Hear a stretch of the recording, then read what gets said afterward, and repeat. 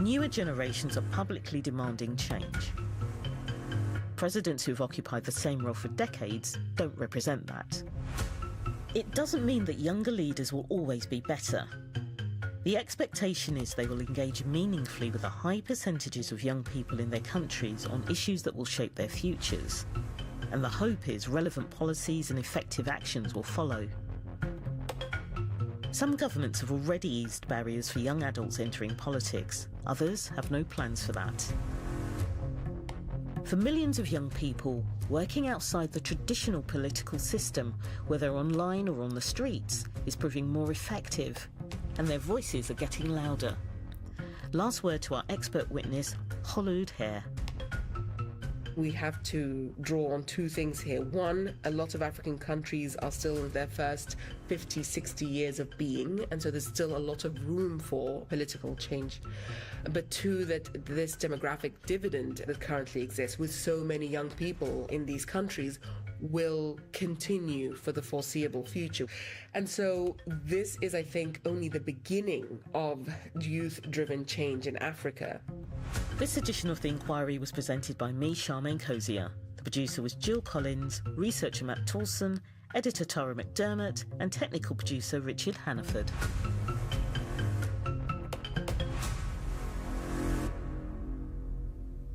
That was The Inquiry from the BBC. I'm Saroja Coelho here on CBC Radio 1. Have a great day. Good morning, Manitoba, and hello, Winnipeg. I'm Marcy Marcusa. This is Information Radio. We are live downtown on 89.3 FM, 990 AM on the app or YouTube. If you're on YouTube, you can see I'm just flying, getting on the air here this morning. I don't know about you, but I stayed up watching that debate last night. So let's all be groggy and analytical together as we hear what happened down south with Kamala Harris and Donald Trump. They'd never met face-to-face before, so lots to analyze there and lots at stake, not just for the States, but for Canada and the world as well. Big race down there. Thanks for joining us. We're on air till 8:37 a.m., and you might be joining on 89.3 FM, 990 a.m. on the app, or as I mentioned, on YouTube this morning. Let's say good morning to the team. Kevin Nipatebo. Hi, Kev. Kev is behind the controls of YouTube. You can see his happy hand in there, giving you the morning hello. Good morning to Abby Adeyemi, who's behind the control board this morning, as always, our senior technical producer. Abby covers weather on the air as well, so we'll talk to him momentarily. And Chloe Friesen, good morning to you. Chloe is our earliest person in CBC this morning for our team. Chloe directs the show, preps everything, and is on air with us for the commute. All right, Heather Wells is here also in our news center, and she's been busy as well, preparing the day's news and headlines. Hi, Heather. Hello, good morning. Well, busy last night in downtown Winnipeg as hundreds gathered at a vigil at the law courts at the spot where the Grand Chief of the Assembly of Manitoba Chiefs collapsed last Friday. People hugging and crying as they lit candles, the crowd flowing from the courthouse steps onto the streets, remembering Kathy Merrick. Merrick's body is going to be taken to the Manitoba Legislature this morning to lie in state. A public viewing begins at noon and goes until 5. And this evening, her remains will be taken to RBC Convention Centre for a wake. We're going to hear more about this throughout the morning, and we'll take you to the legislature as well. The province has paused a rental top-up for low-income tenants, leaving 400 Manitobans short on their rent. Cody Gunther at New Journey Housing says newcomer clients are devastated. Some are going to have to choose between rent and groceries, she says. We're going to hear more in our next local news at 6:30. All right, thank you, Heather. You're welcome. If you miss on the morning commute, by the way, whether it's early or later, 788-3093, so you can reach out to us. So right now, let's get some analysis on World Report about all the stories making national and international news. I'm Talia Schlenger, sitting in for Tom Power. Oliver Jones is turning 90 years old. Tom visited Oliver in his home to talk about his huge legacy in Canadian music, his relationship with his hero, Oscar Peterson, and the secret to playing music in your 90s. I don't think there's any secret. It's a matter of loving the piano. Q, this morning at 10:30 in Newfoundland, and on CBC Listen, or wherever you get your podcasts. This is World Report. Good morning. I'm Marcia Young. Donald Trump and Kamala Harris hit the debate stage in their first meeting of the presidential campaign. The former president and current vice president both had to defend their positions on several key issues. The CBC's Caroline Bargut was watching. She joins me now from Washington. Caroline, walk us through some of the highlights. Well, the debate started off actually with Kamala Harris walking over to Donald Trump to shake his hand. It looked like she was going to try to meet him in the middle, but he went straight to his podium, so she walked over to him. She started off a little shaky. It was clear she was nervous, but she did find her footing when the topic turned to abortion. I found that she was composed and she seemed to really stay on message. She also managed to get under Donald Trump's skin with comments like this. Donald Trump was fired by 81 million people. So let's be clear about that. And clearly he is having a very difficult time processing that. Now, Trump, on the other hand, was strong on the economy and immigration, but he struggled overall with the debate. He took all of the bait that Kamala Harris threw at him, and he even made some really wild allegations about immigrants. Take a listen. Not going to be Aurora or Springfield. In Springfield, they're eating the dogs, the people that came in. They're eating the cats. They're eating the pets of the people that live there. I have to say, those rumors have actually been debunked. There is no evidence that people are eating pets in Springfield. What happened after the debate? So the candidates both ended up talking in public. Donald Trump talked to reporters. He actually said that the polls are showing that he won the debate. He said he got results as high as 90%, but he didn't say where those numbers came from. He called this his best debate. He said Harris wants to debate again because she lost, but he says he isn't sure. As for Harris, she spoke at a debate watch party afterwards. She said today was a good day, but we have a lot of work to do. She said that the Democrats are still the underdogs in this race. Now, I should say that there are still 55 days to go before the election, and this is still very much anybody's game. All right. Thank you, Caroline. Thank you. The CBC's Caroline Bargut in Washington. The Palestinian ambassador to Canada is calling on Ottawa to recognize Palestine as a sovereign country. Mona Abumara says she would like to happen before the U.S. election in November. She told the Canadian press her delegation has started meeting more frequently with Global Affairs Canada. She hopes the federal government will pressure Israel to end its occupation of Palestinian territories. The Israeli embassy says recognizing Palestine as a state would reward Hamas for the October 7th attack.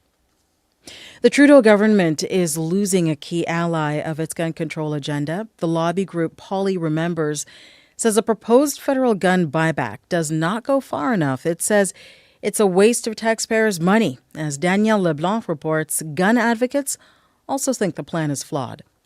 Nathalie Provost is losing faith in Ottawa's gun control agenda.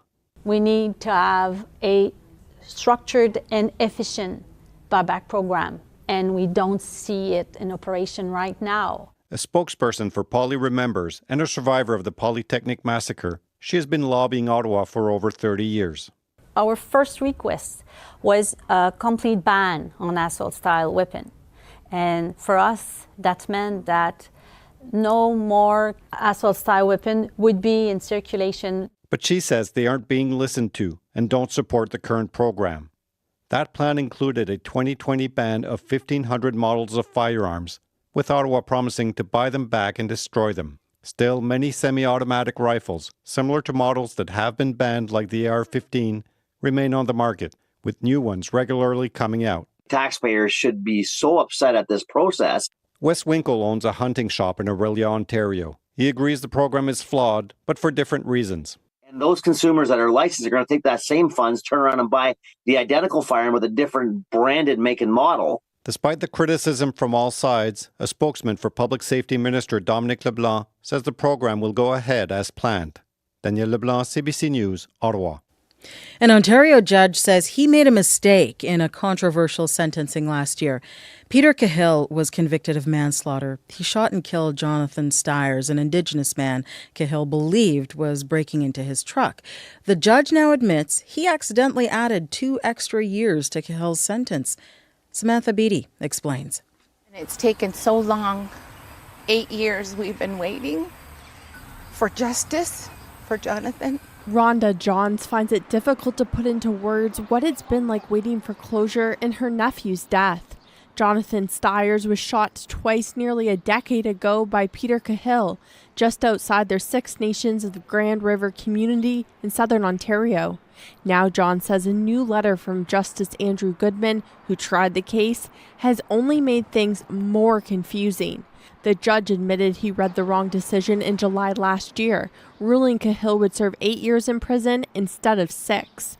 The judge says he knew he erred as soon as he read it, but didn't correct himself, and after seeking legal advice, was told by colleagues to stay quiet. It wasn't until Cahill appealed that the judge decided to come forward because he felt, quote, strongly compelled and duty-bound. University of Toronto criminal law professor Kent Roach. It was a very charged offense. It got a lot of publicity in the Hamilton Six Nations. And so that makes, this mistake, I think, even more embarrassing for the administration of justice. Cahill's appeal and the letter are now with the courts and will be heard in October. Samantha Beatty, CBC News, Hamilton. Speculation is swirling about the next federal election. Stage 2 of the public inquiry into foreign interference begins next week. And one advocacy group is trying to make sure Russian meddling gets a closer look. Let's bring in Janice McGregor from our Parliamentary Bureau. And Janice, the Russian-Canadian Democratic Alliance represents Russian expats. It has sent a letter to the Foreign Interference Commission. What does that letter say? Marcia, the revelation last week from the U.S. Department of Justice that Canadian influencers are being paid by Russia to set up a right-wing media outlet to advance its propaganda is particularly concerning to this group because it predates the 2021 general election. Marie-Josée Hug's initial report on the last 2 federal votes agreed with the concerns of diaspora groups like this about Russia's capacity and potential to influence Canadian politics. But the Commission did not hear or find significant evidence of a concerted disinformation campaign during that vote. The Alliance's letter this week is calling the American indictment extremely serious, and it asks for the Commission's conclusions about the last election to now be reconsidered, especially the Government of Canada's response, or lack thereof. And as Stage 2 hearings at the inquiry get underway next week, this group wants these new revelations to be thoroughly examined as the Commissioner now looks ahead to how to prevent foreign meddling in Canada's next vote. Meanwhile, the Liberal MPs on the Public Safety Committee want this issue probed as well, right? That's right. 5 Liberals who sit on public safety calling for an emergency meeting to probe how even though Moscow propaganda outlet Russia Today is supposed to be banned in Canada, RT continued to funnel money to Tenet Media, which is founded by 2 Canadians. And that outlet distributed over 50 videos, often sharply critical of the Prime Minister, also sympathetic to the convoy movement. A 3rd Canadian far-right commentator was also paid to produce a series of videos in Russia with one of Vladimir Putin's allies. Liberals say Parliament can't ignore how these foreign actors are trying to manipulate public opinion, but we'll see how Conservatives, who are sometimes enthusiastic sharers of this material, respond. All right, thank you, Janice. You're welcome. Janice McGregor reporting from Ottawa. U.S. Secretary of State Antony Blinken and British Foreign Secretary David Lammy are now in Kiev. The pair will sit down with Ukrainian President Volodymyr Zelensky today. Weapons are likely to be a major topic. U.S. President Joe Biden has been hinting Washington might lift its restrictions on Ukraine using U.S. long-range missiles against Russia. Ukraine has been pushing for that. The Campbell Soup Company is 155 years old. You could say the brand has become iconic, but now it's changing its name. The top executives have decided to take soup out of the name.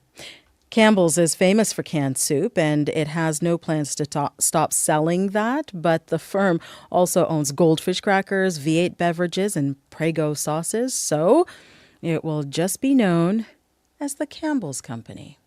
Soup and a salad, delicious. Soup and a sandwich is great.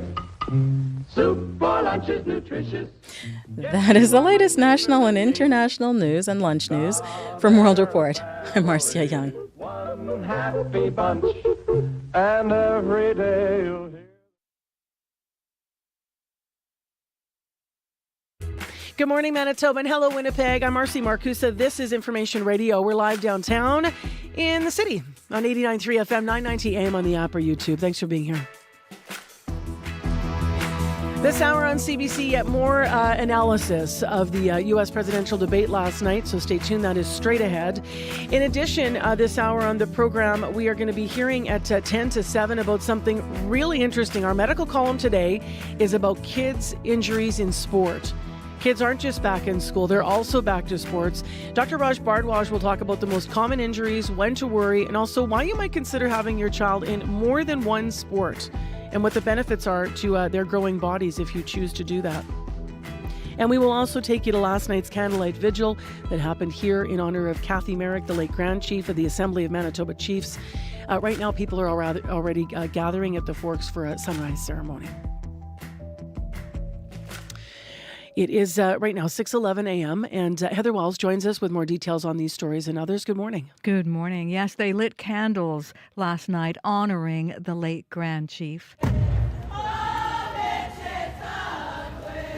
Hundreds were at that vigil outside the law courts where Merrick collapsed last Friday. Later this morning, Merrick's body is going to be taken to the Manitoba legislature where she will lie in state. A public viewing is going to be held from noon today until 5 o'clock this afternoon. The Winnipeg Free Press has apologized for publishing a photo of the late Grand Chief after she collapsed outside the law courts. The AMC had called for Indigenous leaders and allies to stop speaking to the newspaper and to cancel subscriptions. Last night, the Free Press posted a column outlining the way it made its decision and apologizing for using that photo of Kathy Merrick. I'll be back with more Manitoba news coming up at 6:30. All right. Thank you very much, Heather. You're welcome. Let's have a look at the forecast now with Abby Adiyemi. Hello, sir. How are you? Good morning. How are you doing today? I'm good. I'm a little groggy. I got to settle down. I don't know if I should drink water or coffee. It's one of those mornings. Start with water first, Okay. and then you can, because you don't want to go too hyper on me when the coffee kicks in. Water first, please. What are you saying, Abby? I'm already overtired and hyper? Yeah, I know this, my friend. Okay, I'm going to guzzle water while you give the forecast. Yeah, we're expecting a sunny weather across the province today with smoke in many areas. We do have this air quality advisory in effect, which is affecting most of the regions from the Par, Flin Flon, Norway House, Winnipeg, Gimli, Steinbach, Morris. This is due to that smoke coming from northern Saskatchewan. Now, this smoke is going to be causing poor air quality and reduce visibility. A lot of people asking questions here and there that where the smoke is coming from. It's coming from our neighbors next door, and this can really change quickly, so you need to take care of yourself. But for today in Winnipeg, we're going to see sunny skies. Some clouds will roll in the afternoon. The local smoke will still be felt all through the day, and we will see some light breeze from later in the day, and we'll reach a high of 23. Some clear skies tonight, and then sunny conditions tomorrow. But we're looking for a high of 23. All right, thanks, Abby. Thank you. Chloe Friesen, good morning, and how's the commute going to be? Good morning. So far, so good. I'm seeing a few headlights out there outside the studio. But if there is something getting in your way today, feel free to give us a call on the commuter line, 204-788-3093.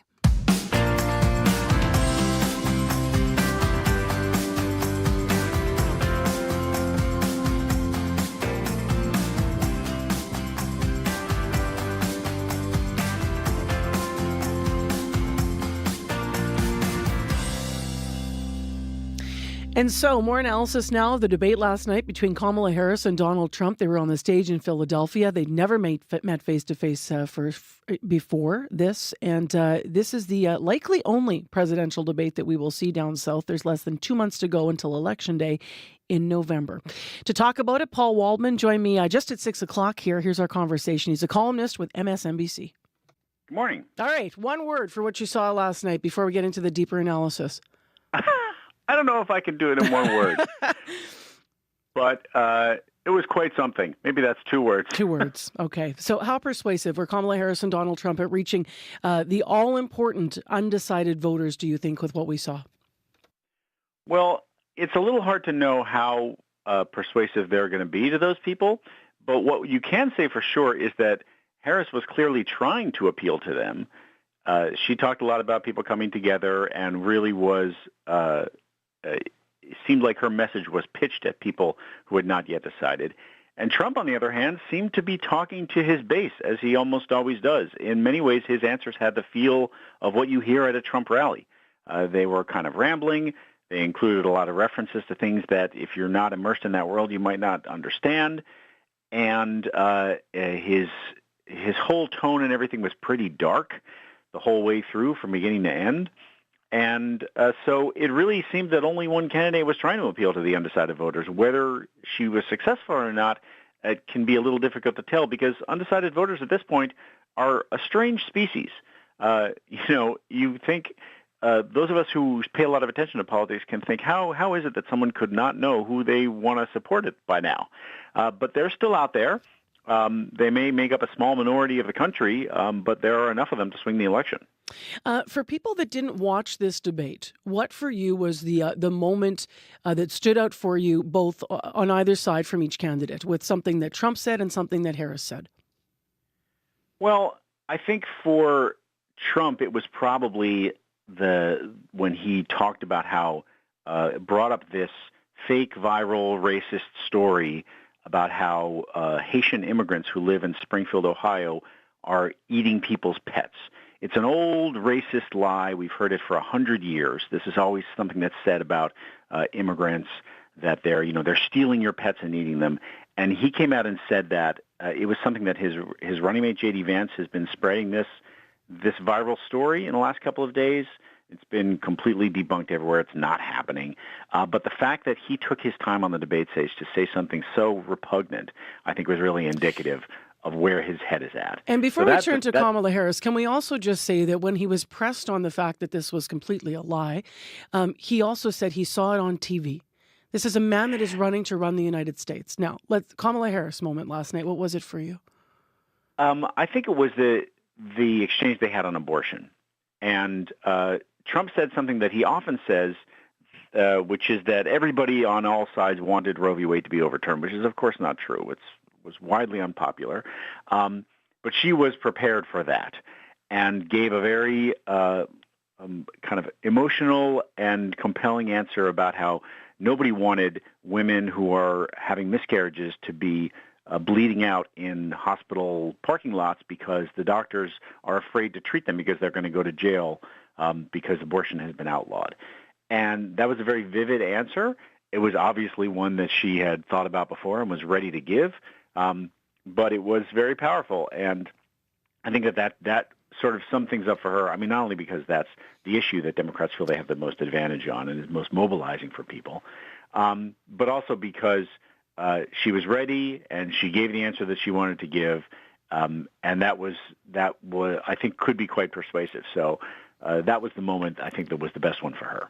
One of the most infamous moments in a debate was when Trump's debate against Biden, where he, not the previous debate this year, but I'm talking when he ran years ago, the first time, when he actually said something about the Proud Boys stand by and stand back.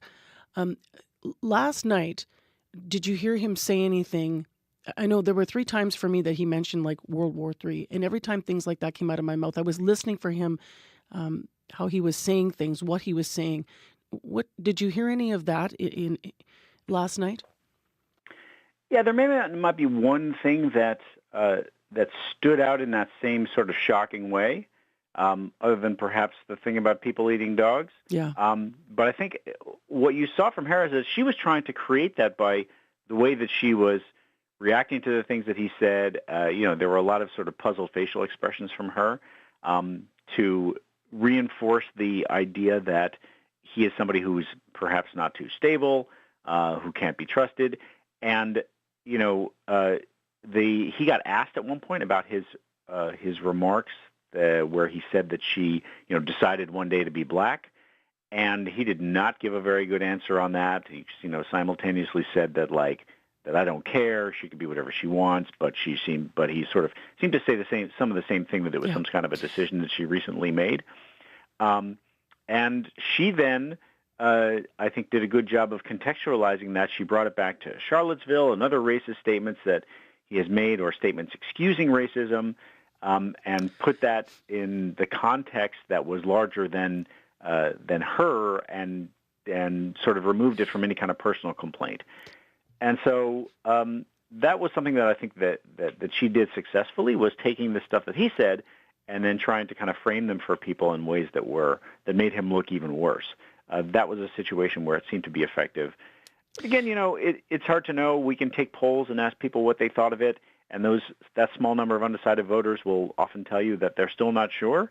But we'll see if it actually has some kind of a sustained effect. And it's really difficult to analyze a debate in a way that we're doing, when last night some of the fact checkers on some of the U.S. stations and some of your counterparts counted 33 lies coming out of Donald Trump's mouth. So obviously you're not going to stop every single time the man lies, and you're trying to get some substance. I thought his closing statement, when he actually challenged her on the Biden-Harris record, was something I thought he may bring up earlier as a point we might more see in more debates, be used to that kind of analysis. How much substance, just as a last question, do you think that American voters actually got from both Harris and Trump last night in the debate? Because they were also trying to talk to Harris about her policies and challenging her on flip-flopping, if you will, on her fracking position or shifting it. She's saying her values never changed. But how much substance did people get? Yeah, it's kind of a glass half full, glass half empty thing. They have 2 minutes to answer, and it never gets very deep. But if you were completely naive, didn't know anything, and you came in to try to figure out where they stood on various issues, you would have learned some things. She said on that question that she's not going to ban fracking. She talked about the Biden administration's investments in clean energy. She talked about her support for abortion rights.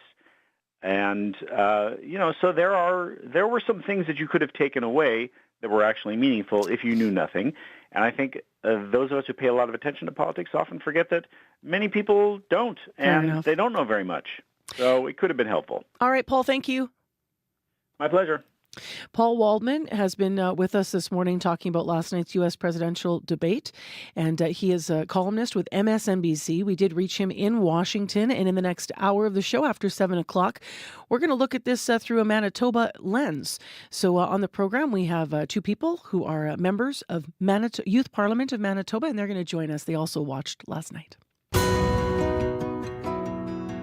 Poplar River First Nation, let's get to know each other a little bit better. CBC's Communities in Focus is coming to your community September 23rd to 27th.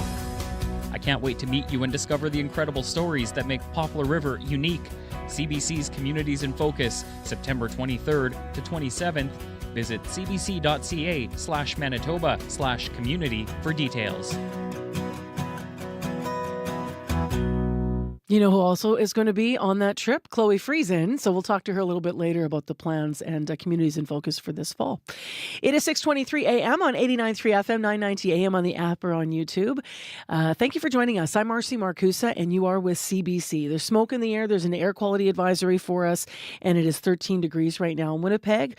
Today actually is closer to normal. Normal daytime highs for Winnipeg for this time of year are 19, and our high today is going to be 23 degrees in the city after a couple days with 30s and 31. Well, next in the show, imagine buying a new phone but hoping it offers as few features as possible. That is what enthusiasts of so-called quote-unquote dumb phones say that they need to detox digitally. But what if you crave the detox, but you don't want to shell out all the cash on a dumb phone? These can cost a lot of money. CBC's Manjula Selvarajah has a few ideas for dipping your feet into the dumb device movement. In 2019, Jose Briones noticed something about his life. The Colorado man says he was on his smartphone too often and for too long. I was spending about 12 to 13 hours on my phone, and I just didn't want to do that. So I started looking into alternatives, and that's when I came across this different lifestyle community that is in digital wellness and dumb phones. These days, Briones is an advocate of digital minimalism. He's the creator of dumbphones.org, a website that helps people find a dumb phone that works for them. Dumb phones are the technological predecessors of smartphones and currently a renunciation of them. They offer very few features beyond calling and texting. That's their point. Kimberly Sogia understands the appeal of stepping back from technology. We have this ancient nervous system and contemporary technology that is so far beyond what our nervous system is designed for that it's no wonder that we really are pretty helpless to the number of likes or to the little bing. Or we were designed to orient, activate, and then respond to a threat. But the way that technology hacks our nervous systems is it puts us in this constant state of vigilance, orientation, and activation. Sogia is a clinical health psychologist in Ottawa at Ottawa River Integrative Mental Health. She's also a mindfulness teacher.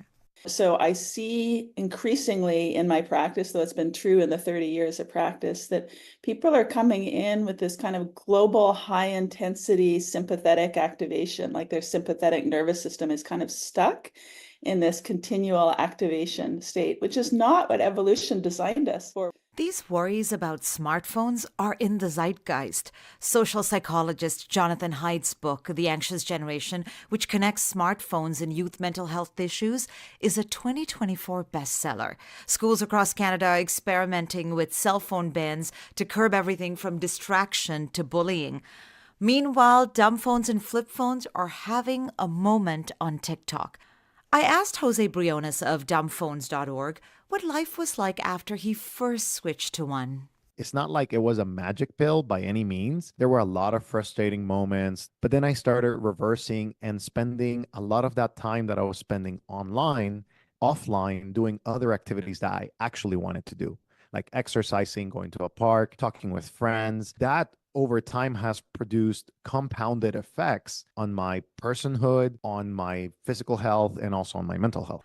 Though dumb phones are cheaper than smartphones, people who've splurged on a smartphone and depend on it for some part of their lives may be hesitant to get one. Instead, there are ways they can flip in and out of dumb mode with the phone they already own. Briones recommends devices like the $70 brick or the $100 unplug tag, which allow you to block or unblock apps on your phone. Apps like the $7 Dumbify or the free Smile app launcher on iOS can help make your screen simple and less enticing. You can also change the colors on your screen to just black and white. The app OneSec has an interesting premise. It introduces a small delay after you click on an app and then asks you if you want to go ahead before opening the app, giving you some time to think about it. The basic version is free. Briones runs the subreddit Dumb Phone, where he and others share these and other tips on dumbing down phones. Beyond technology, what would mindfulness teacher Kimberly Sogia have us do to take back our time and attention? You don't need to pay for an expensive mindfulness course. You can stop, you can open to what's around you that's life-giving, and this can really help us recover from mental fatigue. And then orienting to things that are beautiful, actually, and slow. If you can't join in on the dumb phone moment, you can do this once in a while. Shut down your phone, slow down, and tune out. For CBC Radio, I'm Manjula Selvarajah. So have you gotten in on that trend? I would love to hear from you. I've never actually seen or held one of these quote-unquote dumb phones, but I get the appeal. It is 6:28 a.m. on 89.3. Thanks for joining us this morning. I want to make a plug here for tomorrow morning and where we're going to be, because really hoping you can join us. So tomorrow we're going to be on site, on scene in Elmwood. And that is because that is where there's going to be a by-election, Elmwood-Transcona by-election happening, the voting officially taking place next week. We have invited all the candidates running in that by-election to join us on our live show tomorrow, and this is your invitation to join us as well. If you can't be there at our live program, I'll tell you the location in a moment, then you can always weigh in on what you care about out of Elmwood-Transcona, what you maybe you have a question for the candidate. You can always leave those on our listener line, 788-3205, 788-3205. So our live location, our community studio tomorrow is the Elm Cafe, and that is on Henderson Highway, 163 Henderson Highway. It's just over at Israeli Bridge. So hopefully we'll see you there tomorrow for our special broadcast. I spent some time in the neighborhood yesterday, and wow, people are really, really engaged in talking about the things that they're facing in their daily lives. So we'll have a program tomorrow reflecting that. Smoke in the air in Winnipeg right now. The commute, though, so far so good, so early, and that means means it's pretty quiet out there. If you do need to reach Chloe, please do that on the commuter line. It's 204-788-3093. And still ahead, as always, we have Crystal Ramlichan in with our business report. Today, she's going to start with the latest on the cost of housing and the latest on rental prices as well. So that's right after your CBC Winnipeg News. This is CBC News. Good morning. I'm Heather Wells in Winnipeg. At 6:30, it's 13 degrees, a bit of smoke in the air. In fact, we once again have an air quality statement for much of Manitoba because of wildfire smoke. Increasing afternoon clouds, a little cooler today, a high of 23, but the humidex at 28. The crowd flowed from the courthouse steps onto the streets of Winnipeg, remembering Kathy Merrick.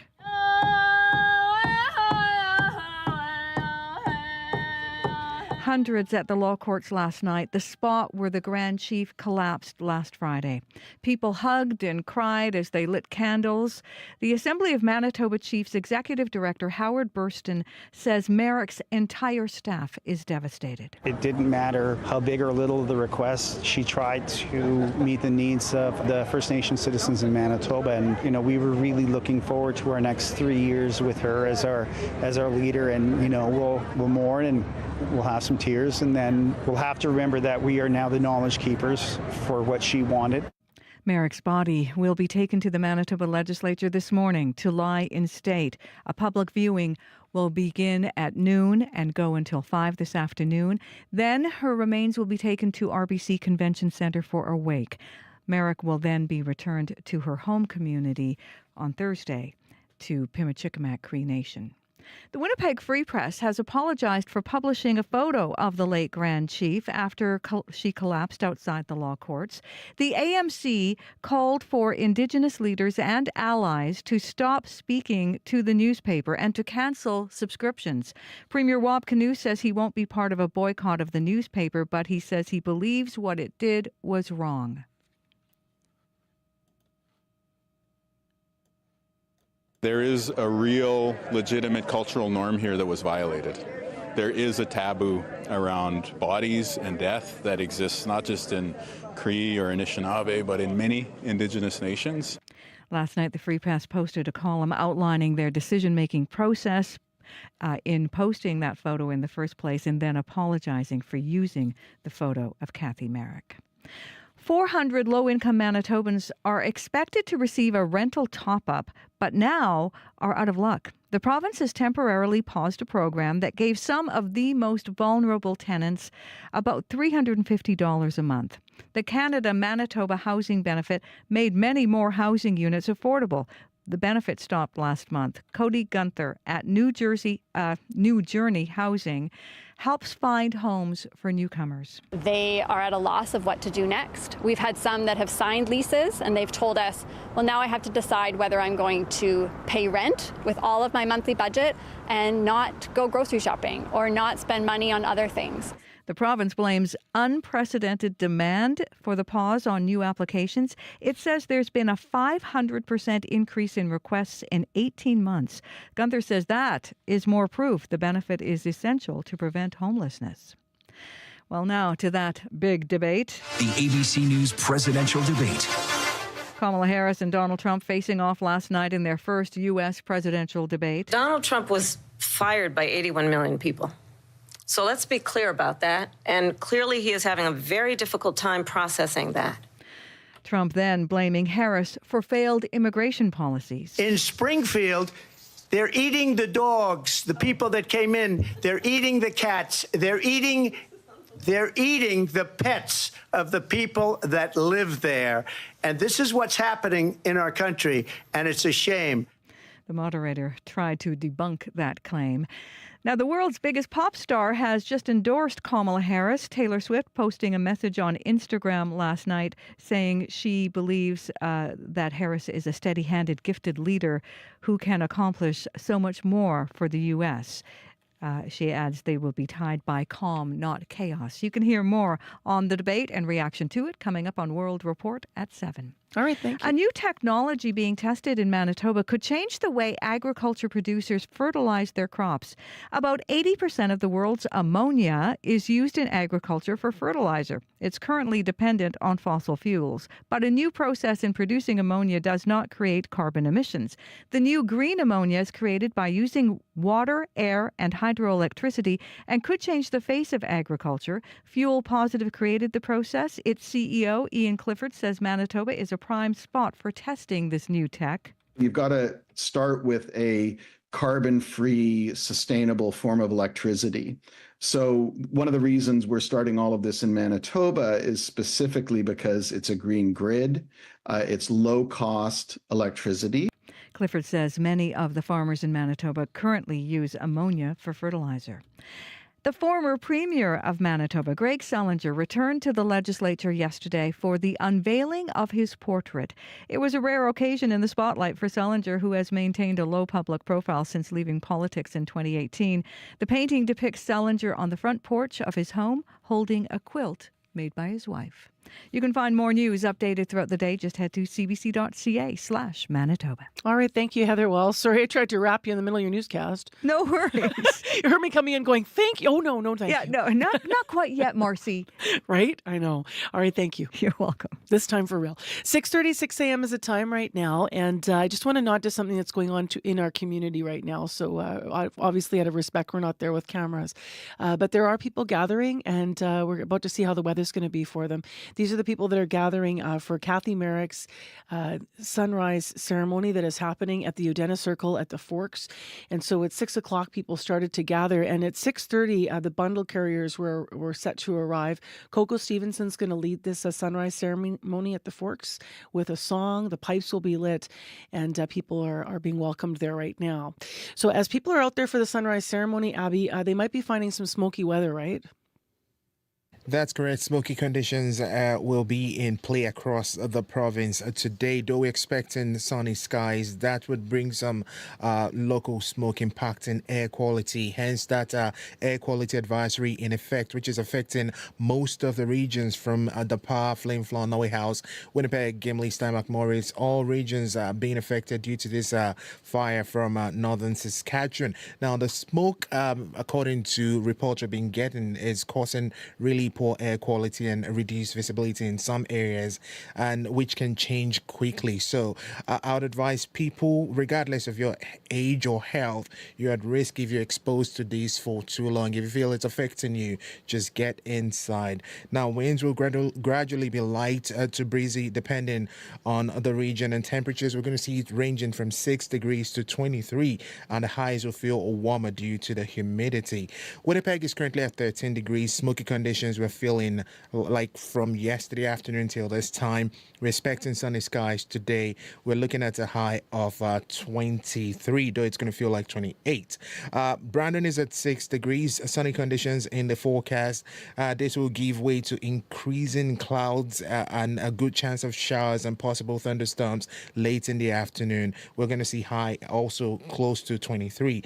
Thompson is currently seeing shallow fog at this time at 2 degrees. We're expecting sunny skies later. The highs would be around 20. Further north in Churchill, it's currently 9 degrees. Clear skies greeting that region at this time. Plenty sunshine in the forecast today with breezy west winds. The high is only going to get to 17, and then we'll see more clear conditions tonight. Dauphin at 7 and clear. Expect sunny weather with some clouds rolling in. There's a good chance of showers in the forecast later. The winds is going to be picking up, becoming breezy, and we'll see highs around 22. Gimli is also having that air quality advisory I mentioned at 11 degrees. The Interlake region should expect sunny skies with clouds rolling in. Light northeast breezy conditions will be felt, and we'll see highs near 23. Steinbach at 11 degrees, air quality advisory in effect for that region also. It will be sunny. Some clouds will roll in. Winds will be light, becoming breezy, and we'll get to high 23. And then for Morris, today's forecast says it's 11 degrees at this time. Air quality advisory in effect for that part of the province also. The Pembina Valley region will see lots of some sunshine today, and then the clouds will roll in, and there's a slight chance of showers in the forecast, high of 23. Currently, Winnipeg, we are sitting at 13 degrees and we're heading to a high of 23. So most regions are just aiming to get close to 23 today. All right, thanks, Abby. Thank you. Chloe Friesen, the commute number? 204-788-3093. I'm thinking that's all you got based on your blank notepad. It's blank other than the phone number. So, yeah, that's all I got. But if you've got something, call that number. All right, thanks, Chloe. Via Zoom now, joining us live, Crystalie Ramlichan with Business News. Good morning, Crystalie. Hi, good morning, Marcy. So let's start with the cost of housing this morning, and you have some Winnipeg numbers as well. You actually have the latest on rent prices. Yes, so prices fell in some of the biggest and most expensive cities last month compared to last year, but smaller markets got more expensive. So rising rents in smaller markets outweighed reductions in larger cities. So average asking rents went up 3.3% annually in August to almost $2,200 per month. And that's according to a new report from rentals.ca and Urban Nation. So while the increase is the slowest pace in almost 3 years, many cities saw double-digit increases, including there in Winnipeg. So Winnipeg's average asking rents went up 10% to just over $1,600 per month. So for more on this and why it's happening, here's Giacomo Lattis, who is with rentals.ca. We've seen apartment completions over the past year reach their highest total in decades, so there are more supply coming to the market. Recently, we've seen a little bit more of a slowdown in population increases, and the labor market's just softening. So when you have that all together, the old rent can only go up so high. And when an apartment in Vancouver is $3,600 for a 2-bedroom apartment, there's not much more can go up. Now, the federal government has been rolling out some measures to try and tamp down on rent increases, including a cap on international student enrollments and aiming to overall reduce the number of temporary residents while providing more funding to build more rental supply. But construction of new rentals has been hampered by high interest rates and rising construction costs. As people deal with, the high cost of living, some Canadian fast food chains, I understand, are trying to win customers back. What are they doing? Well, they're creating value meals. So the restaurant industry is in a slump right now as people are eating out less and spending less when they go out. And at the same time, restaurants are dealing with a high cost of food, wages, rent, and insurance. So GiveX Canada works with companies to engage customers, and it says there is a value meal war taking place among quick-serve establishments. And of course, we've seen this happening south of the border as well. Now, Robert Carter is an industry analyst and is the managing partner at Stratton Hunter Group. And he believes, though, that Canadians are not as motivated as Americans are by prices. That's not their main focus. When you ask them, why they're going out, they're not saying, I'm looking for a cheap price. It's the quality. It's the other motivators associated, social gathering, I need a quick break, whatever it is. Price is up there, I'd say, top 5 to 6, but it's not number one. Now, some value meals are limited time deals, but others could stay around as chains try to find new ways to draw in more customers. And if you're up early listening and maybe you're making your coffee with a Keurig using the K-Cup, you want to listen to the next story because it is about Keurig agreeing to pay a $1.5 million settlement over what? Well, the company has agreed to pay to settle charges over claims that its single-serve pods could be effectively recycled. The U.S. Securities and Exchange Commission says that was misleading. The SEC says Keurig wrote an annual report that its pods could be effectively recycled, but didn't mention that 2 of the largest recycling companies in the U.S. expressed concerns about that and said they did not intend to recycle the pods. Now, Keurig did change the type of plastic used in pods in 2020, saying that made them easier to recycle. However, many recycling facilities still do not accept the new packaging. However, the company has announced plans to launch compostable pods. Now, Keurig has neither denied nor admitted to the regulator's findings in this settlement agreement. And though, this settlement comes as regulators take a hard look at green claims made by companies. For example, the European Commission recently sent warning letters to 20 airlines about overstating the use of low-carbon fuels. Keurig is the guilt of our time in a lot of people's lives, right? Yes. Yeah. Those K-Cups. So what's going on in the market so far this morning? In Europe, stocks are moving higher as markets await U.S. inflation data. Germany is up, the UK is down, France is up. In Asia, markets are faltering, so Japan, Shanghai, and Hong Kong are all down. Oil is up $1.61 to $67.36 U.S. per barrel. Gold is up $8.75 to $2,525.48 U.S. per ounce. And the dollar is up just over a tenth of a cent to 73.6 cents U.S. All right, Crystal Ram McCann, we'll talk to you tomorrow. Okay, thanks, Marcy. That is Business News on CBC.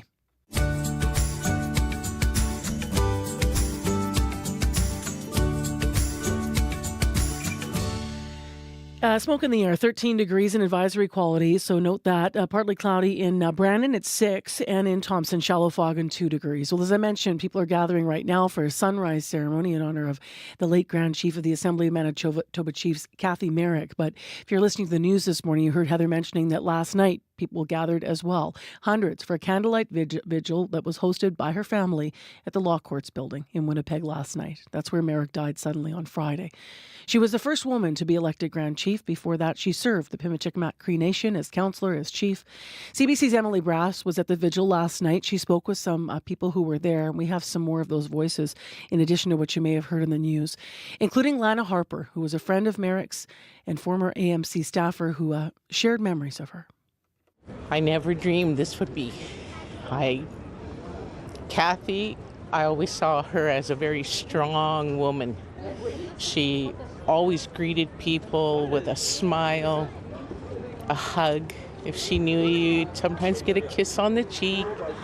Very encouraging, very strong, powerful woman. I don't know how long it's been that I've known our Grand Chief, Kathy. But being here and seeing the support that family have, the chief from Cross Lake and being here for them as well, it brings a lump to your throat and a hurt to your heart. But all we can do is remember her and what she did for our First Nations people.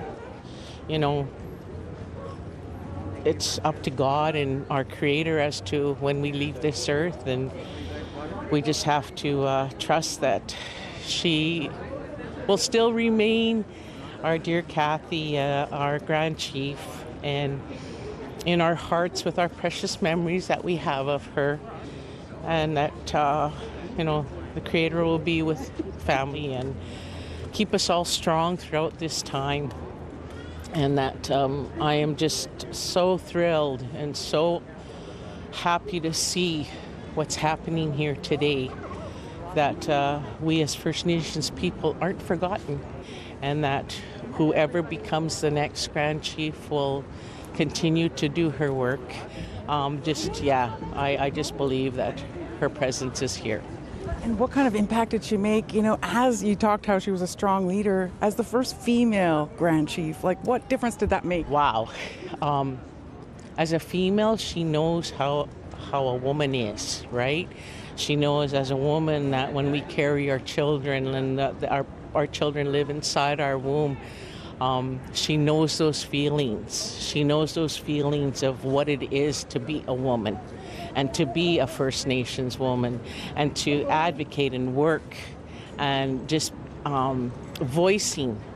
Her voice was strong, and so every word that she shared was strong, and it hit a lot of people. And you know what?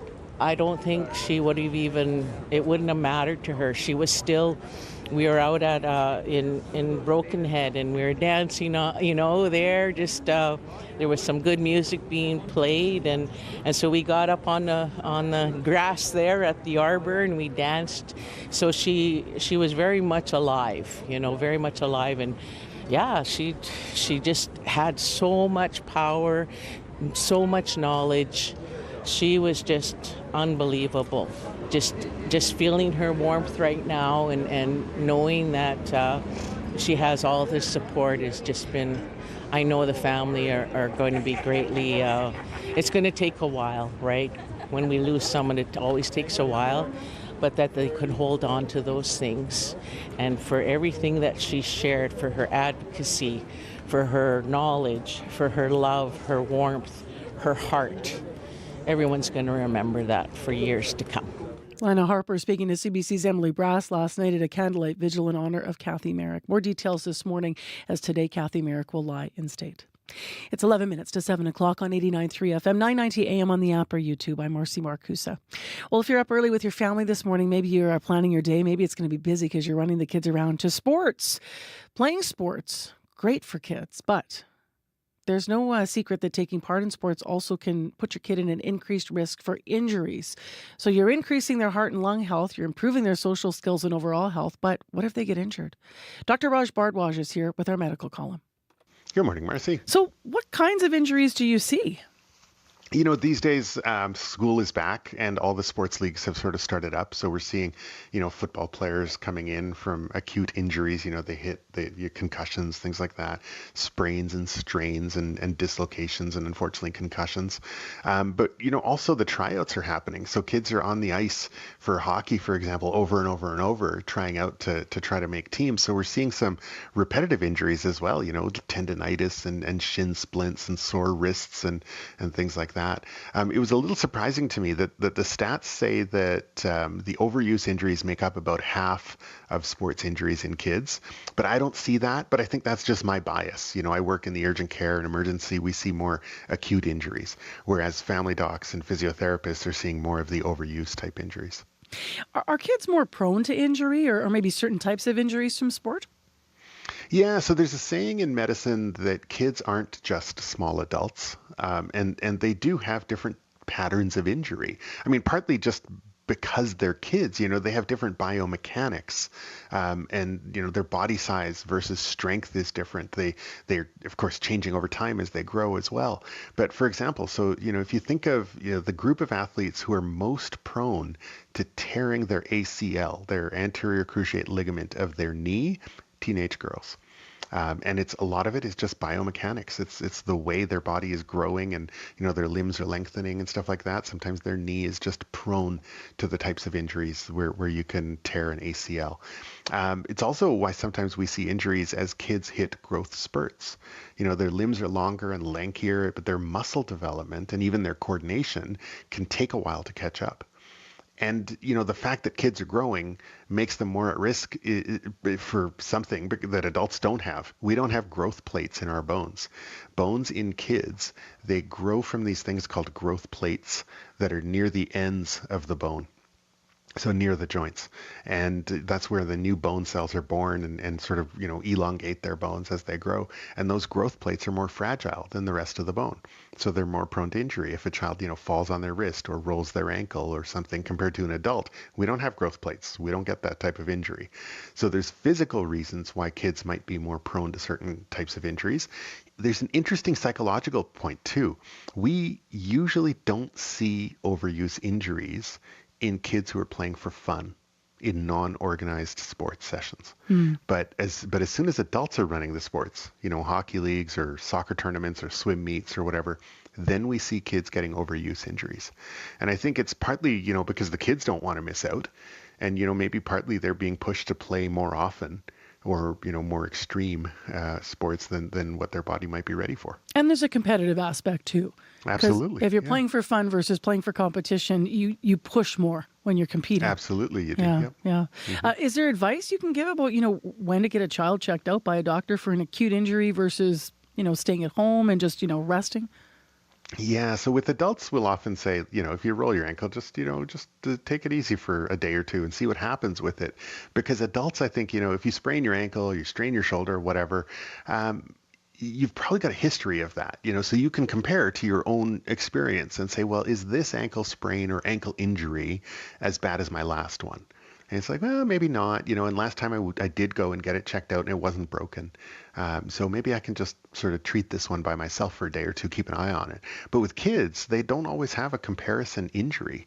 And of course, we're more cautious with them because of things like growth plates and things like that. So the safest approach is probably, look, if you're not sure, then yeah, get them checked out. And especially for concussions. There's a guideline that still isn't well followed for concussions, which is if in doubt, sit them out. And unfortunately, that's still not followed very well. But I think it's really important that, if please, bring them in, we'll check them out. We're happy to do so. It's really important. We don't need to see them in pain to check them out properly or assess it properly or take the injury seriously. So please don't hesitate to give them some pain medications, some plain old acetaminophen or ibuprofen.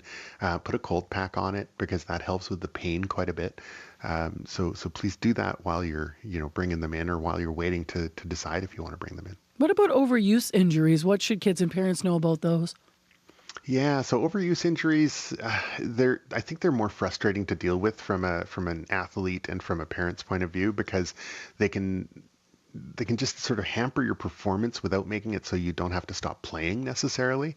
So for example, shoulder pain from throwing in baseball or, wrist or elbow problems from, hockey or something like that.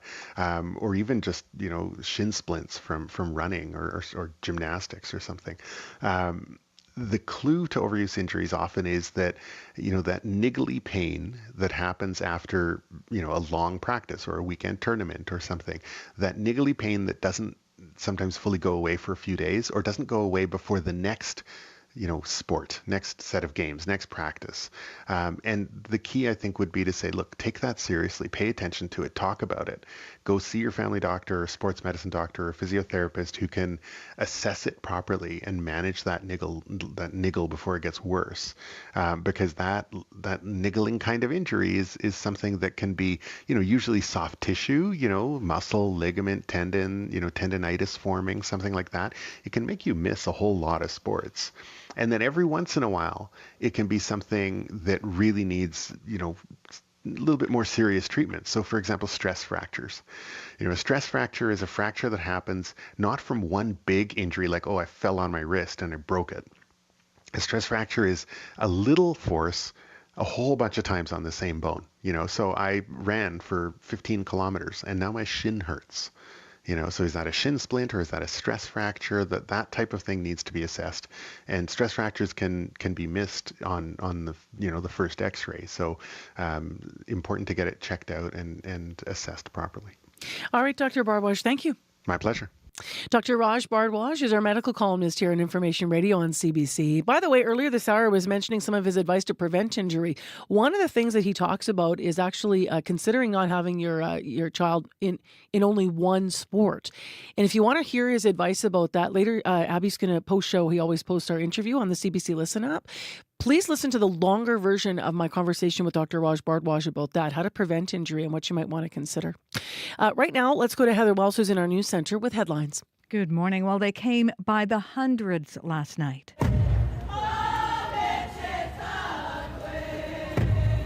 A vigil outside the law courts where former late Grand Chief of the Assembly of Manitoba Chiefs, Kathy Merrick, collapsed last Friday. Later this morning, Merrick's body will be taken to the Manitoba Legislature where she will lie in state, and a public viewing will begin at noon. It will run until 5 o'clock this afternoon. A new technology being tested in Manitoba could change the way agriculture producers fertilize their crops. Roughly 80% of the world's ammonia is used in agriculture for fertilizer. Currently, it is dependent on fossil fuels in its production, but a new process does not create carbon emissions. We're going to hear about that coming up in our next local news at 7:30. All right. Thank you, Heather. You're welcome.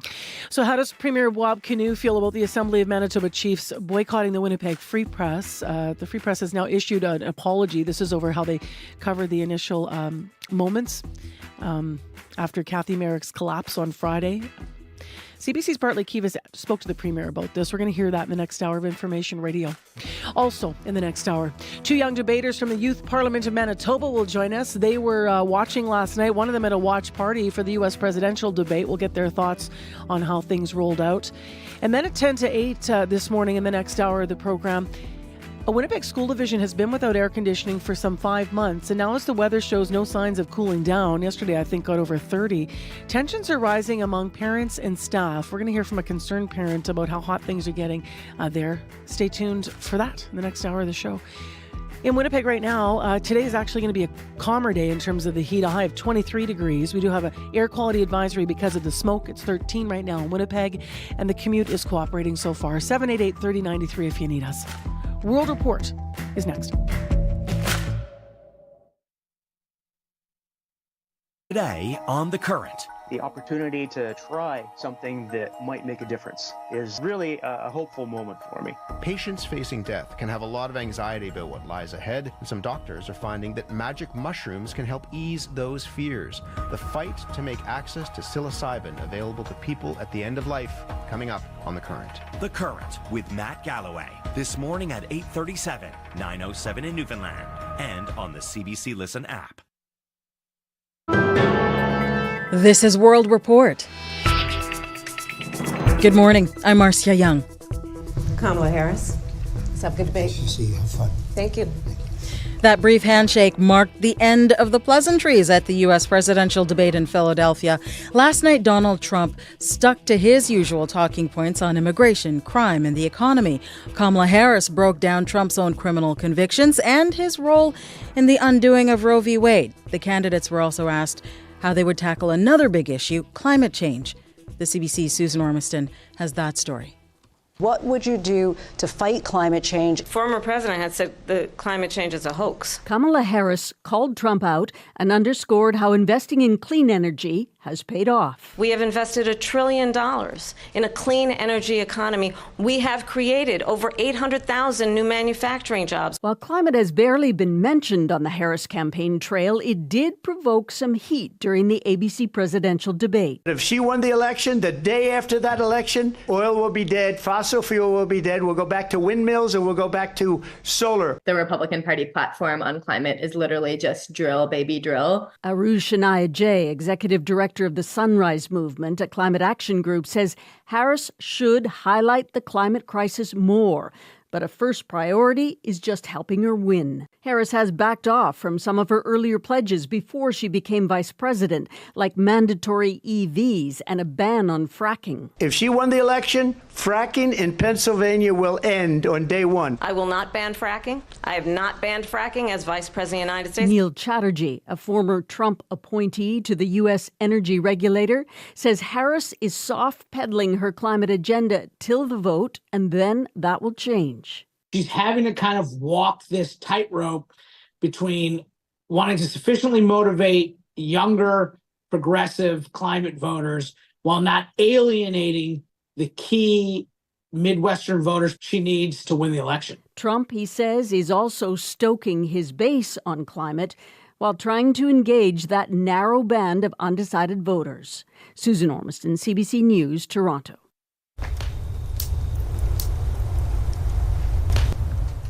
The crackle of a wildfire burning through cars on a deserted residential street in California. Homes, businesses, and vehicles in neighborhoods like Lake Elsinore have been destroyed. The airport fire is one of 3 large wildfires burning across the state. Another is burning in San Bernardino.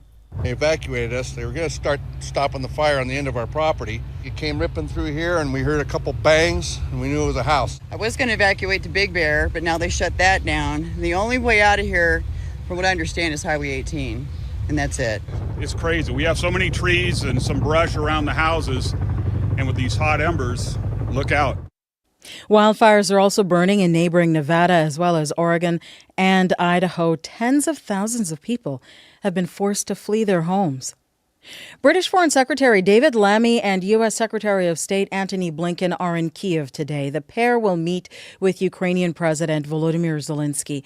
Their visit could signal a shift in policy. They could allow Ukraine to use Western long-range weapons in Russia. Cameron McIntosh has more. We're going to be back. calling it a critical moment. U.S. Foreign Secretary David Lammy and U.S. Secretary of State Antony Blinken arriving by train in Kiev. After making it clear in a joint news conference in London, they see the dynamics in Ukraine changing. To wage his war of aggression on Ukraine, Putin is also relying increasingly on help from Iran and the DPRK. Both will meet today with Ukrainian President Volodymyr Zelensky to discuss Ukraine's needs in its battle against Russia. Lammy making it clear the U.S. and U.K. are increasingly seeing Iran as complicit in Russia's aggression.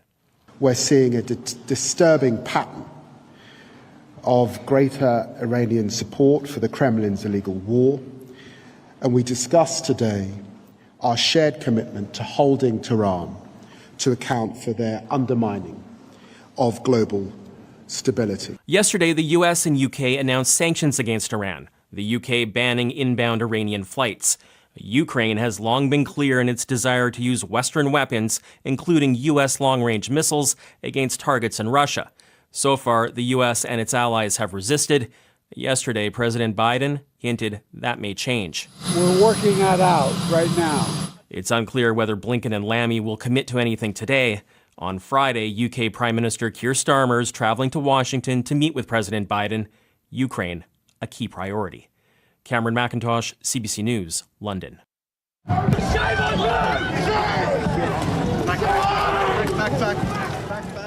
A demonstrator confronts a police officer on horseback in Melbourne, Australia. Anti-war protesters threw rocks and bottles at police and set fires in garbage cans.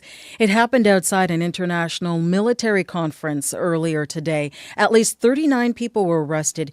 Here is Victoria Police Commissioner Shane Patton. They come here to protest against anti-war, so presumably anti-violence. The only way I can describe them is a bunch of hypocrites. Their conduct today was absolutely appalling. About 24 officers needed medical treatment for minor injuries. Some protesters also reported some injuries. Mexico is making a major change to its judicial system. The Senate has voted in favor of electing judges by popular vote, but dozens of protesters made it clear they are opposed to the idea. They forced their way into Senate chambers while the reform was being debated overnight. They say the change would undermine Mexico's rule of law. Both the outgoing and incoming presidents say the move is essential to hold judges accountable and weed out corruption. At the Liberal caucus meeting in Nanaimo, BC, the party is trying to turn focus away from its internal struggles and zero in on its biggest political opponent. The CBC's Catherine Cullen has that story. Some Liberals are clearly tired of stories about party strife, like Citizen Services Minister Terry Beach, asked by reporters about a fellow MP who said her constituents want the Prime Minister to go. So I know it's a big issue for you guys, but for us it's focusing on Canadians. As the Liberals gather behind closed doors to plan strategy in Nanaimo, BC, they've brought out a new player, former Bank of Canada Governor Mark Carney, to act as an economic advisor. That has led to questions about whether he's ruffling feathers by overshadowing others in key roles, something Finance Minister Chrystia Freeland rejects. He's someone who I talk to often and whom I've talked to often about economic policy since becoming Finance Minister. I had a long conversation with him over the weekend. The Liberals are trying hard to put the focus on their primary opponent, the Conservatives. Well, we have to tell Canadians you have a choice. Soraya Martinez-Ferrada is co-chair of the Liberal election campaign. The choice between us and the Conservative has to be clear, and the contract has to be clear, and that's the job that we have to do. As Parliament resumes next week, the Liberals hope to make that case and talk less about their own problems. Catherine Cullen, CBC News, Nanaimo, British Columbia. There are allegations of neglect at a Quebec care home. The facility is supposed to serve people who can no longer stay in hospital, but former residents say the staff were not attentive, and now a coroner is investigating the death of a 95-year-old woman. Matthew Kupfer has the details. Guy Maisonneuve's mother, Aileen Besner, was moved from a hospital to Villa des Brises while waiting for a permanent spot in a long-term care home. From the moment I stepped into the villa, I was filled with dread. Absolute dread. Maisonneuve says the last 6 weeks of his mother's life left him filled with grief and regret. The transition floor at the Gatineau Care Home is managed by Mandela Santé and the Outaouais Regional Health Authority.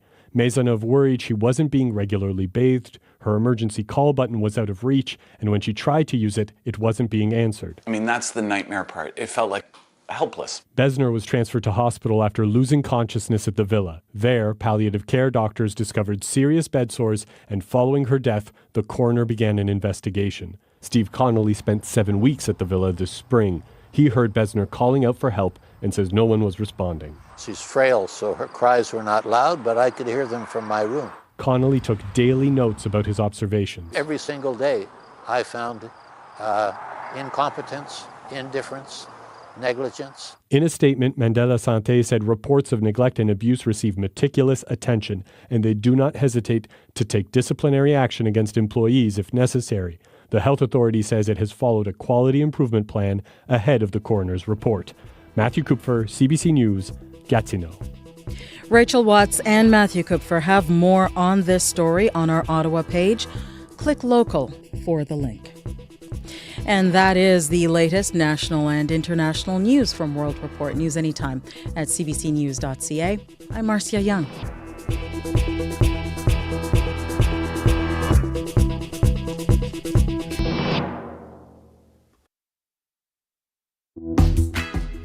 Good morning, everyone. I'm Marcy Marcusa. We're live in downtown Winnipeg on CBC. Thanks for joining us this morning for Information Radio on 89.3 FM, 990 AM on the app or on YouTube. Smoky and cooler this morning, and Abby's in to talk about the advisories that are issued for the province and where we're going to get to temperature-wise, so stay with us. Well, more analysis of last night's U.S. presidential debate, but this time from two young debaters from the Youth Parliament of Manitoba this hour. They will share their thoughts on what they heard last night. Stay tuned. Also, at 7:40, the Assembly of Manitoba Chiefs is boycotting the Winnipeg Free Press over images that were published of the late Grand Chief Kathy Merrick moments before she died. We'll hear what the Premier has to say about the situation. And the Free Press did issue an apology. If you want to read more about this, you can also go to our website at cbc.ca/Manitoba. And then just before 8, a Winnipeg school's been without air conditioning for 5 months. We're going to hear from a concerned parent there. Tensions are rising among parents and staff for what the situation has been, as they expected that there would be some type of a solution to the problem that they have not yet seen. So stay tuned. We've got a busy hour ahead. Right now, let's go to Heather Wells for details on other stories in the news this morning. Hi, Heather. Good morning. Yes. Well, hundreds gathered in a vigil at the law courts last night, that very spot where the Grand Chief of the Assembly of Manitoba Chiefs collapsed last Friday.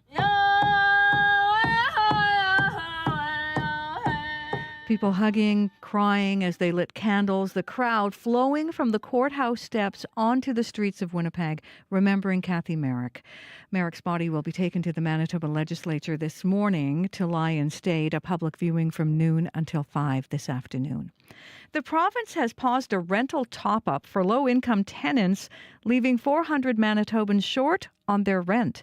The Canada-Manitoba Housing Benefit gave vulnerable tenants around $350 a month. Cody Gunther at New Journey Housing says the newcomer clients that she works with are devastated, and some, she says, will have to choose between rent and groceries. I'll be back with more Manitoba news at 7:30. Thank you, Heather. You're welcome. Well, on YouTube, you can see a shot of the sky, and sun's just coming up. There is a sunrise ceremony right now for Kathy Merrick. There's that shot coming up again. So it's going to be a calm and peaceful day for folks that are out. That's happening at the Forks right now, by the way. As Heather was mentioning, Kathy Merrick will lie in state today. Just so you're aware of the timelines, at 10 o'clock is when the casket will arrive at the north entrance of the Legislative Building. And once inside at 10:15, the ceremony will begin.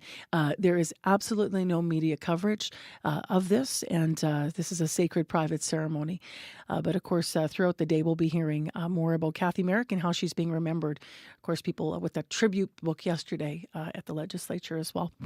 7:13 right now. And so Abby Adeyemi, today I was mentioning a lot cooler. Yeah, cooler but smoky outside. That's the condition in most areas. Breezy conditions will develop in the afternoon period, and we'll see highs ranging from 17 in Churchill to 29 in Winnipeg and Morris. Yes, we do have that air quality advisory in effect, affecting regions from the Pa, Flin Flon, Norway House, Winnipeg, Gimli, Steinbach, Morris.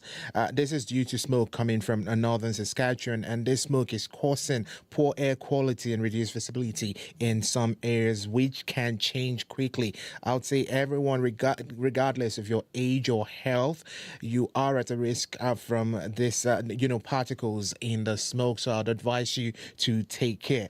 Currently, Winnipeg, it is still 13 degrees. Smoky conditions were feeling in the city and even at the airport. Today, we should be seeing some sunny skies, then some clouds will roll in later in the afternoon. That local smoke will stay with us for the most of the day. The winds will become light to breezy conditions later in the day, and we'll see highs reaching 23. And then for other regions, Thompson is actually seeing some shallow fog at this time at 0, and Churchill is at 9 degrees. And down south, we're seeing both Brandon and Dauphin hover around 8 degrees, and then Gimli, Steinbach, Morris all hovering around 11 degrees. Right now, Winnipeg, 13, we're heading to a high of 23, and it's smoky outside. Abby, you are a creature lover. Yep. So wait till you hear Chloe's traffic report. Okay, Yeah, kind I of. would say it's a positive traffic note from Barry, who lives in Surrey, called the commuter line to say roads are quiet and there's no peacocks out right now. See? See, I knew he was going to do it. That's more like a turkey, we think. We're not so. sure. But here's the best part about this. So, Barry, thank you for the call. Thank you, Barry. And then there are peacocks that wander freely around that community. We know this. But Chloe is just saying to me off mic while you're doing the weather that someone in your family actually owns peacocks. Yeah, my aunt has a couple of peacocks, and every time I go over, I get peacock feathers. I didn't as even a know gift you to take home. does she have a farm, obviously? Yes. Are they named? Not that I can remember. There's a lot of different creatures. Abby, you would love it out there. Yeah. There was a llama. There's sheep. There's chickens. There's ducks. Well, we know where Abby can go if he wants to perfect his sound, which Yeah, I think you is can a bit go listen. off. I need to learn the sounds. Yeah, So I've never. peacocks. They're actually quite quiet as far as I remember. So Yeah. That is all we have on the drive. That That's tells you how literally good it. things are going out there. We're talking about peacocks. No peacocks. Where should people call if there's issues? 204-788-3093.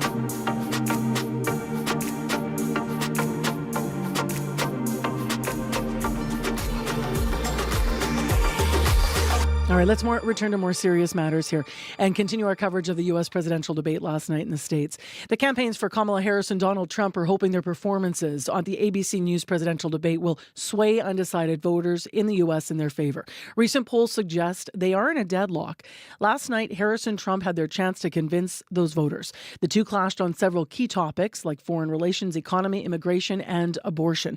In addition, some U.S. networks reporting that Donald Trump lied 33 times during the debate.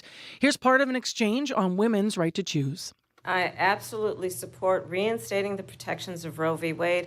And as you rightly mentioned, nowhere in America is a woman carrying a pregnancy to term and asking for an abortion. That is not happening. It's insulting to the women of America. And understand what has been happening under Donald Trump's abortion bans. Couples who pray and dream of having a family are being denied IVF treatments. What is happening in our country?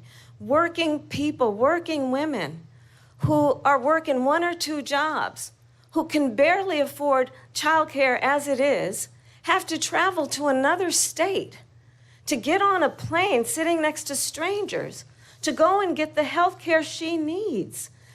Barely can afford to do it, and what you are putting her through is unconscionable. And the people of America have not, the majority of Americans believe in a woman's right to make decisions about her own body, and that is why in every state where this issue has been on the ballot, in red and blue states both, the people of America have voted for freedom. Vice President Harris, Excuse me, I have to respond. Another lie. It's another lie. I have been a leader on IVF, which is fertilization. The IVF, I have been a leader.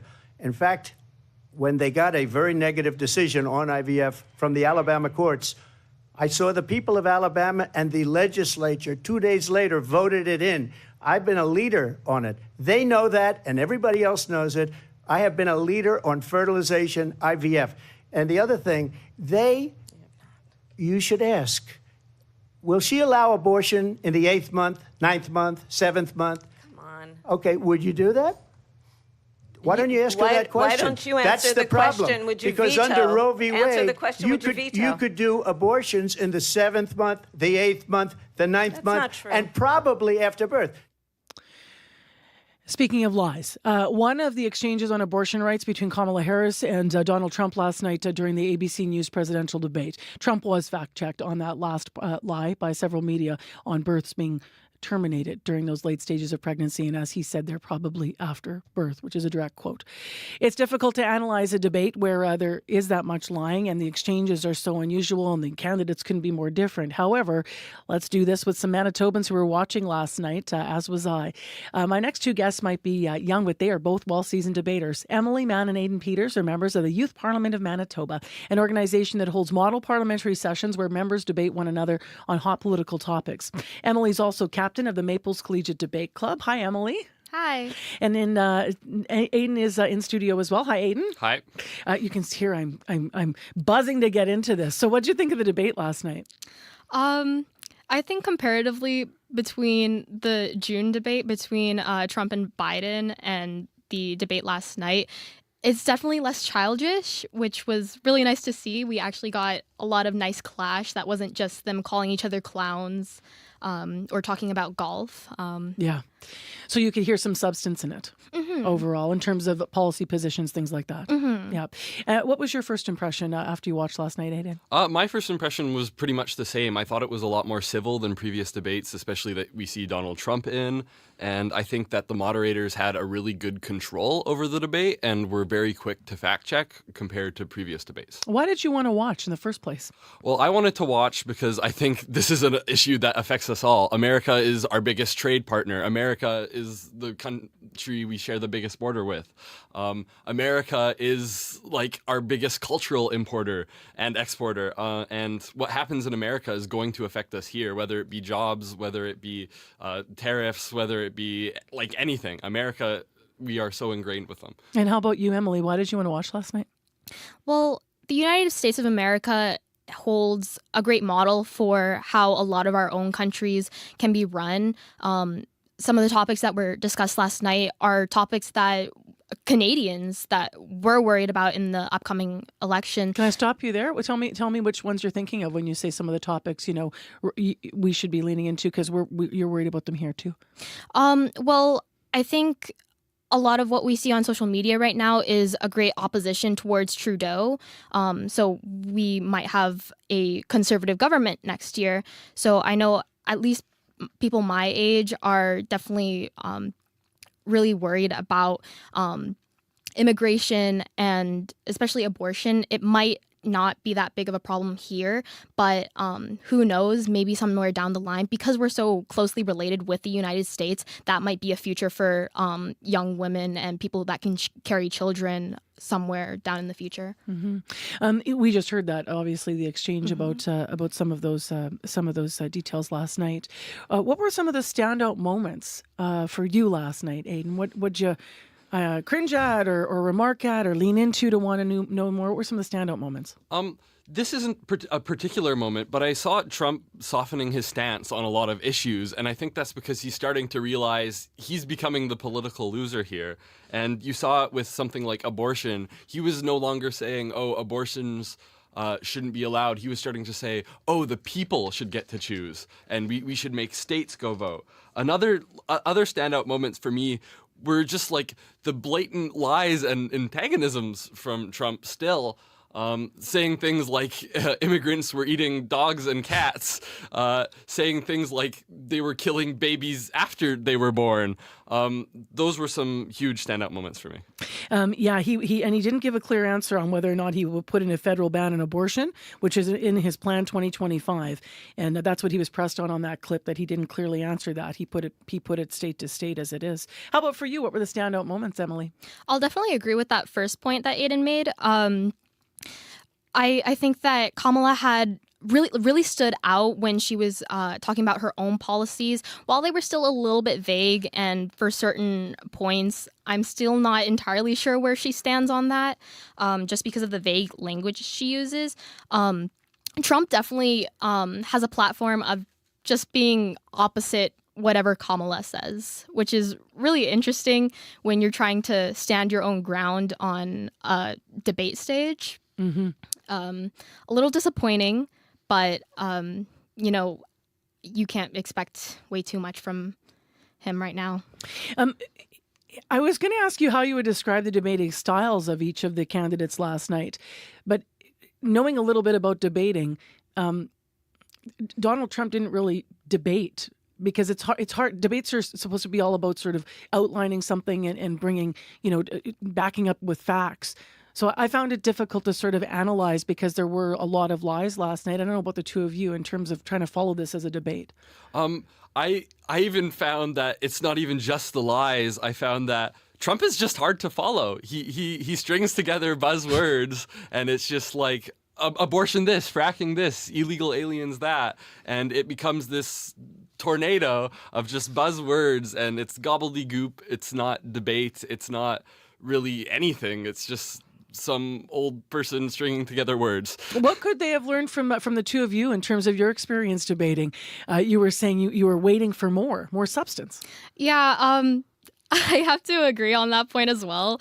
I feel like when I'm listening to Trump speak, I'm like walking through a tornado and things are just flying at me as they come.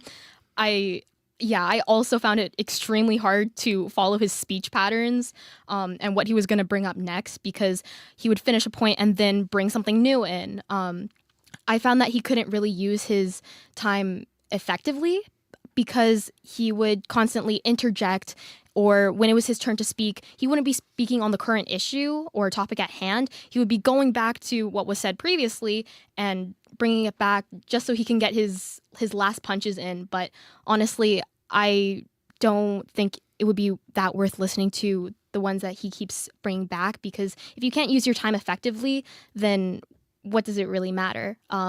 I think he could really benefit from, if he's going to go on a trail of multiple things at once that are similar, he could really signpost, which is a technique in debate that we use, where you're clearly stating your points and then you go through them in order. Thank you both for being in here. Really great analysis this morning from two young people who give me hope for the future. We'll have you back sometime soon. Thank you very much. Thank you. Thank you very much.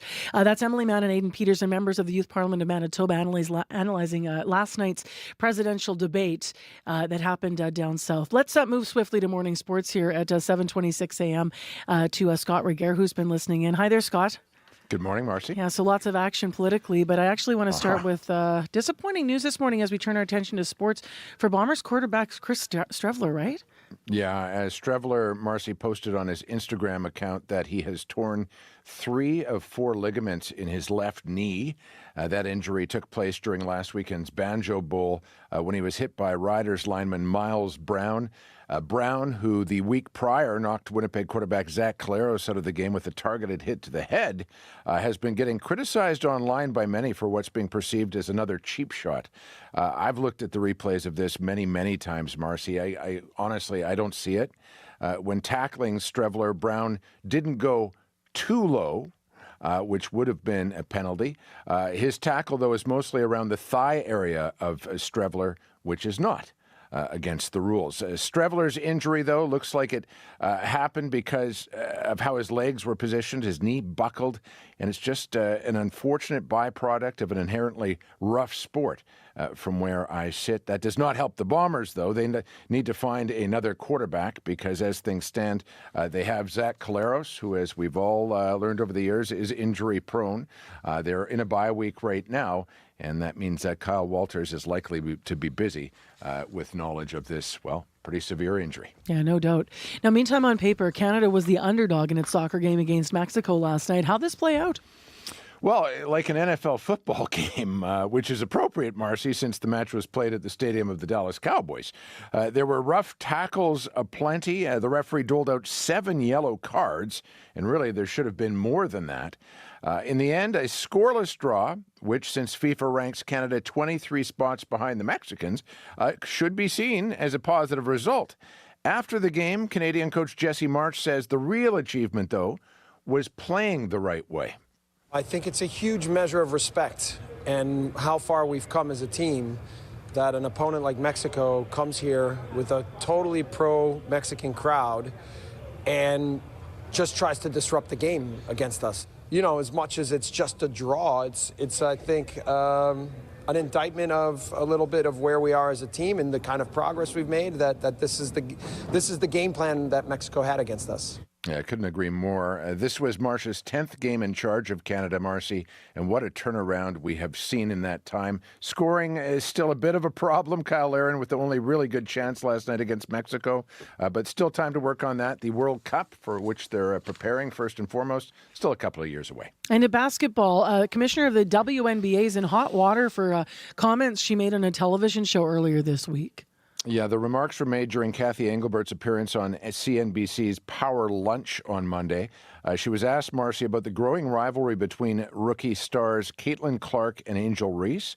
Clark, who's white, and Reese, who's black, have had several run-ins dating back to their college days, and on social media there have been many racist comments made by fan bases for both. Engelbert was asked how concerned she was with that. It is a little that Bird Magic moment, if you recall, from 1979 when those two rookies came in from a big college rivalry, one white, one black. And so we have that moment with these two. But the one thing I know about sports, you need rivalry. That's what makes people watch. They want to watch games of consequence between rivals. They don't want everybody being nice to one another. The head of the WNBA Players Association is not impressed with that take. In a statement, Terry Jackson wrote in part, quote, "There's absolutely no place in sport or in life for the vile hate and racist language players are facing on social media," end quote. All right, thank you, Scott. You bet. That is Scott Ricker with Morning Sports. Your CBC Winnipeg News is next.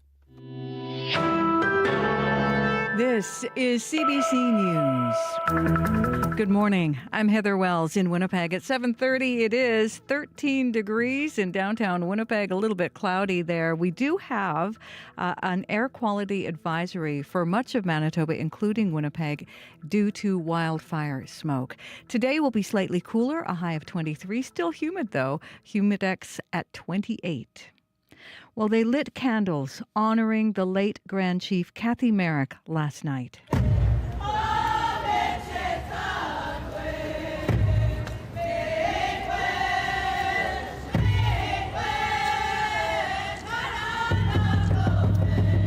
Hundreds at a vigil outside the law courts where Merrick collapsed last Friday, Kathy Merrick. There were hugs, there were tears, including from Merrick's friend, Lana Harper.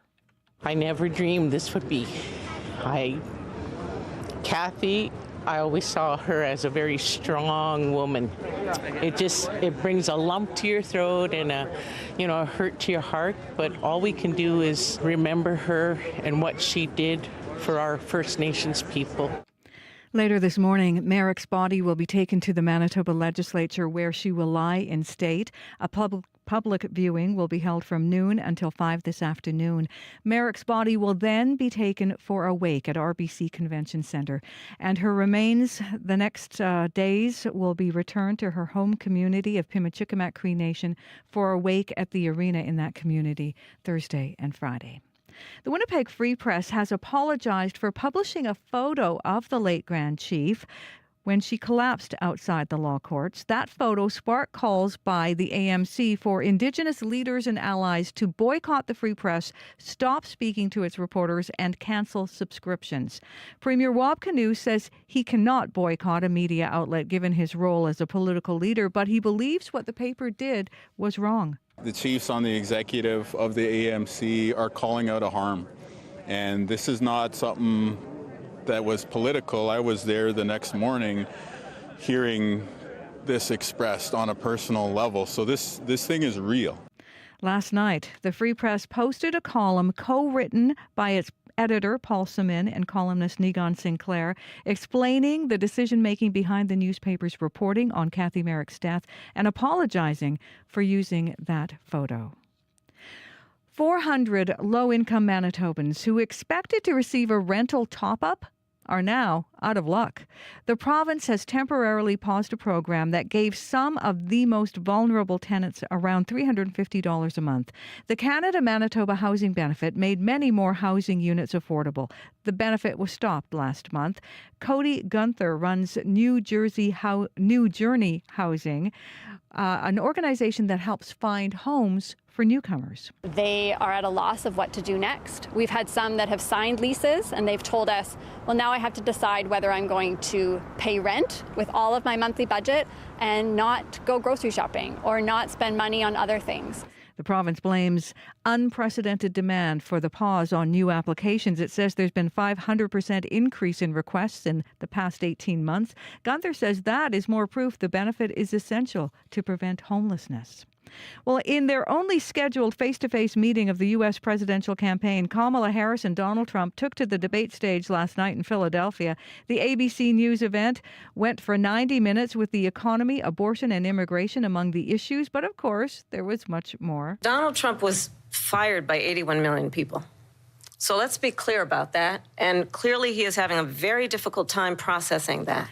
And from Donald Trump. In Springfield, they're eating the dogs, the people that came in. They're eating the cats. They're eating the pets of the people that live there. And this is what's happening in our country, and it's a shame. Following the debate, the world's biggest pop star endorsing Kamala Harris, Taylor Swift posting a message on Instagram. Swift's endorsement including a photo of herself holding her cat and signed the message, "Childless Cat Lady." It's a remark in reference to a 3-year-old comment by Donald Trump running mate, J.D. Vance, about women without children not having an equal stake in the country's future. You can hear the latest on the debate and reaction to it coming up on World Report. And that is coming up at 8 o'clock. A new technology being tested in Manitoba could change the way agriculture producers fertilize their crops. Canadian company Fuel Positive is using water, air, and electricity to make green ammonia without the use of fossil fuels. Traditional ammonia production facilities have a significant carbon footprint. Professor of Soil Ecology Mario Tenuta at the University of Manitoba says green ammonia could shift how the agriculture industry operates. It sets a path in terms of a direction that we can start using renewables, and we can reduce the negative impacts on the environment from production of the nitrogen fertilizer. So is that exciting? You bet. Tenuta says green ammonia is the exact same product as the ammonia farmers use now, just green in the way it's produced. You can find more Manitoba news updated throughout the day at cbc.ca/Manitoba. All right, thanks, Heather. You're welcome. Time for your regional forecast from CBC. Here again is Abby Adiyemi. Air quality advisory in effect for much of the province due to that wildfire from northern Saskatchewan. Visibility is reduced and the fine particles in the smoke is going to be affecting everyone, regardless of your age or even the health status you are at the moment. So please do take care. Winnipeg at 13 at this time. We're feeling that smoky conditions around us. Expect some sunny conditions to come with that. Some clouds will roll in the afternoon. Winds will be light, becoming breezy later. We're going to see a high of 23. With a humidex factored in, it's going to feel close to 28. And then we see some clear skies tonight and some light breeze. Brandon is currently at 6, mostly cloudy at this time. It's also going to be sunny today with some clouds rolling in. We do have this good chance of showers and possible thunderstorm by late afternoon. Breezy winds will be coming with that as well. We'll get to a high of 23.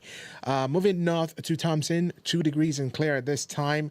Sunny conditions you're expecting, high 20 tonight. Further north, Churchill is currently at 9 and seeing some clear skies. Plenty of sunshine in the forecast today. Breezy west winds and high of 17. More clear conditions tonight. We go down to Dauphin where it's 9 degrees and some clear conditions. Expect sunny weather today. Some clouds will roll in at some point. There's a chance of showers and thunderstorm in the forecast. Breezy winds from the east, and then we get to a high of 22. Showers are likely tonight, and then you deep to 11, which makes it cloudy tomorrow morning. Good morning, Gimli. You are sitting at 11 degrees at this time for the Interlake region, where you're also under that air quality advisory. We will be seeing sunny conditions with some clouds roll in. The local smoke will be felt in town. Light northeast winds, and then we'll see a high of 23. Steinbach 11, Morris 11, same conditions, and we're also going to be seeing smoke in the air and sunny conditions. All right, thanks, Abby. Thank you. The commute, Chloe Friesen, how's it going? Still quiet out there, which is some good news, hopefully. Hopefully you're making your way to your destination without any issues out there. But if you do spot a stall, a collision, maybe some construction that's really backing things up, I'd love to hear from you. 204-788-3093. And before you leave the studio, then let's spend just a few minutes talking about Communities in Focus. Yes. CBC Manitoba's initiative to, put in focus different communities all over the province. And so if you've listened to this series before and followed our teams as we set up in different places, we've been to the Interlake, Fox Lake. Last fall it was Island Lake, Steinbach, Verdun. You were involved with the CBC team that is heading for Communities in Focus in a couple of weeks. Where are you going? We're going to Poplar River First Nation. So this is a small community in northern Manitoba. It's located at the mouth of the Poplar River, for which it gets its name, as you're entering Lake Winnipeg. So it's about 450 kilometers north of Winnipeg on the east side of Lake Winnipeg. So it's a remote community. Yes. And you're going to be there for the week. And I know that you're there as we have a team of, news reporter, Josh Crabb's going. And September Nadia Kidwai. 23rd to 27th. Yeah. Josh Crabb, Nadia Kidwai, Tyson Koschik is going to be there as well, videographer. And I'm going to be there. And I am so excited. This is something new for me. It's something that you have done before. I have. So we've been chatting about this, and I'm just excited to immerse myself in a community and listen to folks. Why don't you leave us with an email for yourself that's appropriate. If someone's listening this morning, especially in that part of Manitoba, I know we have lots of northern Manitoba listeners. If you want to reach out to Chloe while she's there, what do you want to share about your community? And do you have a story that you'd love for Chloe to cover while she's on site, putting your community in focus? Where could people reach you? Yeah, my email address is chloe.friesen@cbc.ca, CHLOE. And Friesen is Friesen at cbc.ca. Or you can find more details at cbc.ca/Manitoba/community. It's all on our community page with all the details of when we'll be there and how to contact Nadia. Or, you can email me, chloe.friesen@cbc.ca. All right, Chloe, thank you. No problem. It is 20 to 8 right now on 89.3 FM, 990 AM, or on the app or YouTube. Thank you for being with us and spending some time here with us this morning. As Abby was saying, we're going to be a little chillier today, but just compared to yesterday, we're still above normal, by the way, by 4 degrees with our daytime high. Well, let's return to a story Heather was mentioning in the news and give you some more detail here. The Assembly Manitoba Chiefs is angry and is boycotting the Winnipeg Free Press for publishing what it called insensitive images of the late Grand Chief Kathy Merrick before her death. It calls the images unethical and disrespectful. Merrick had been speaking to reporters. She collapsed outside the Winnipeg Law Courts on Friday. She was pronounced dead in hospital shortly after.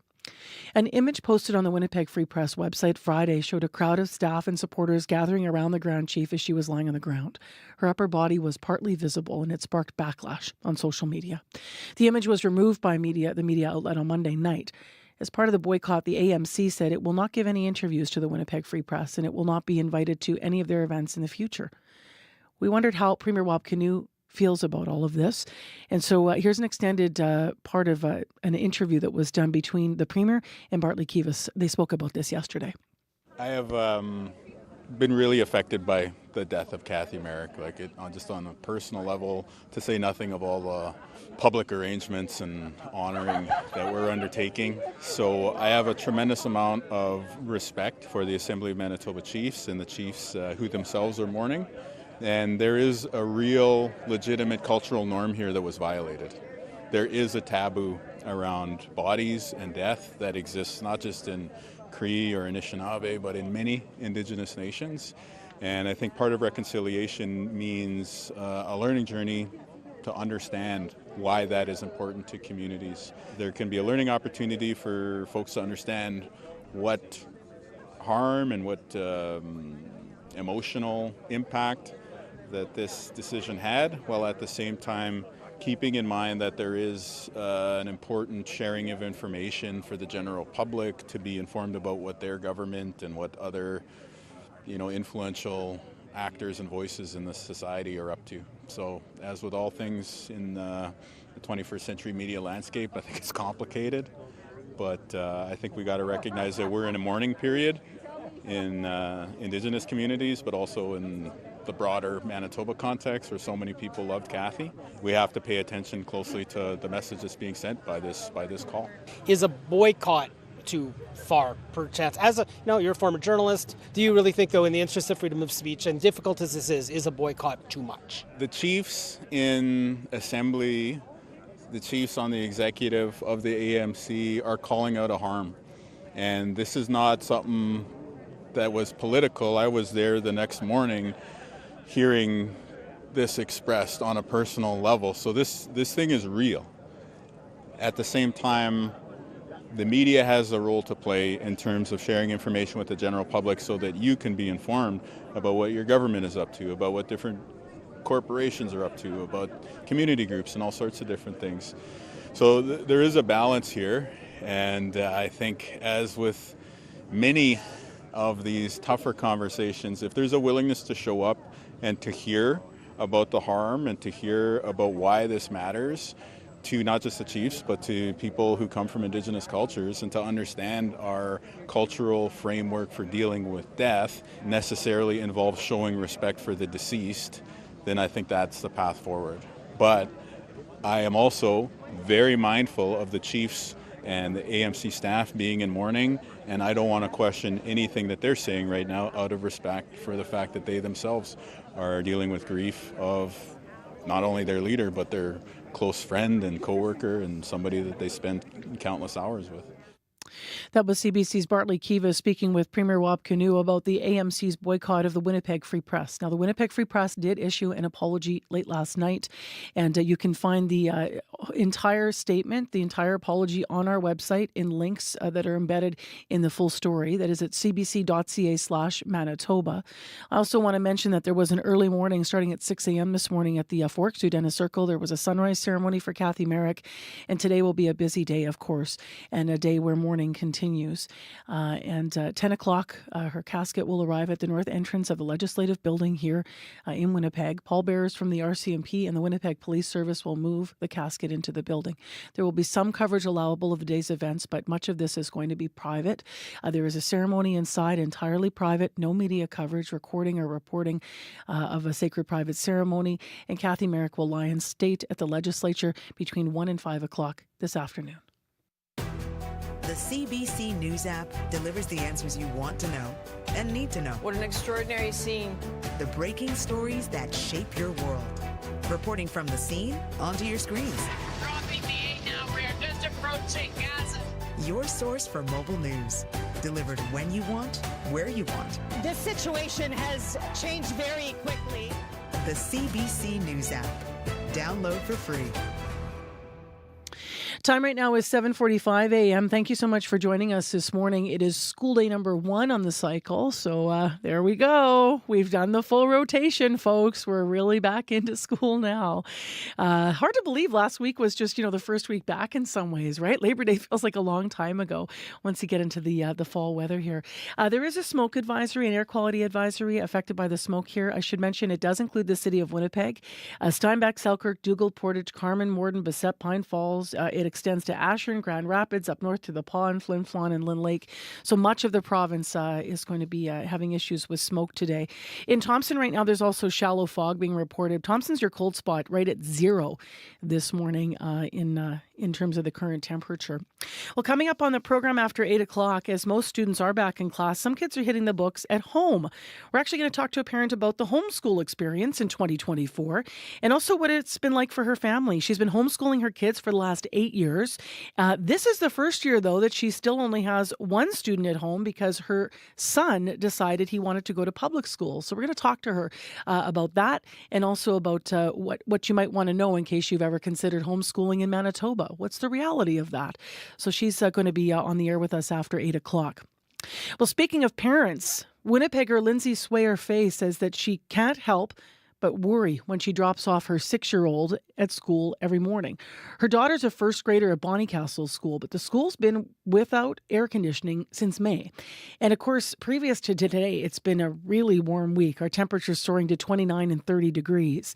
In July, we spoke with the director of Karen's Child Care Centre, a daycare operating out of that same school, about the problems with the air conditioning.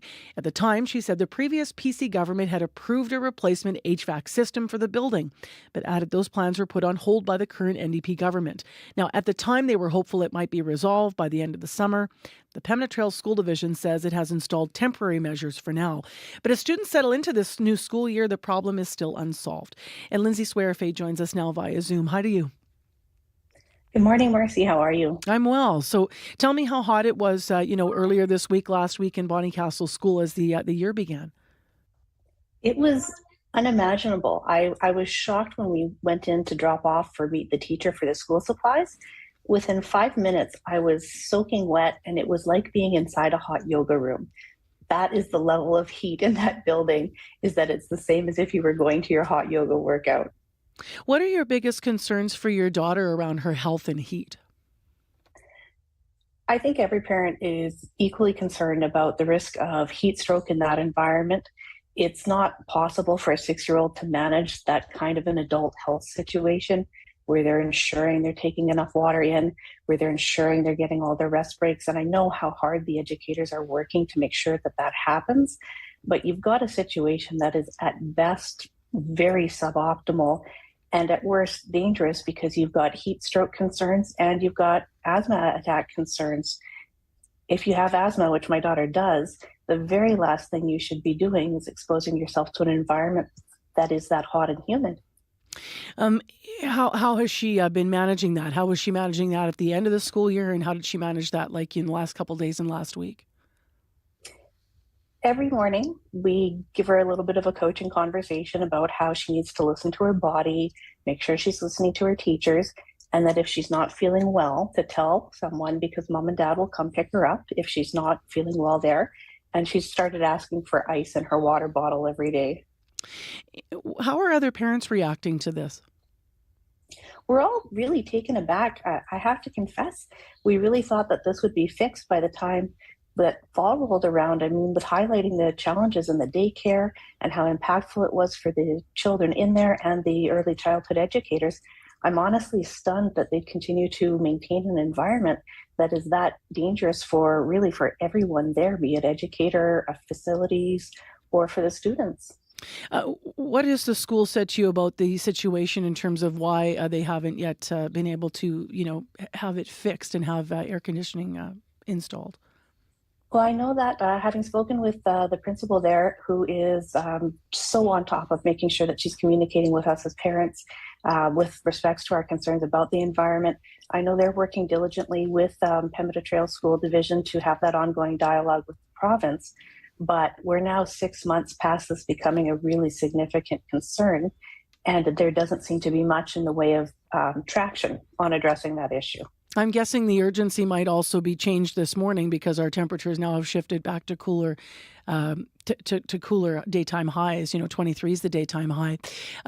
How do you feel about, given that, it's fine that now maybe you must have mixed feelings. Your daughter won't be dealing maybe with the same extreme heat in the school today, but then yet this may further be delayed, I'm guessing, because they may say, well, now there's not an issue.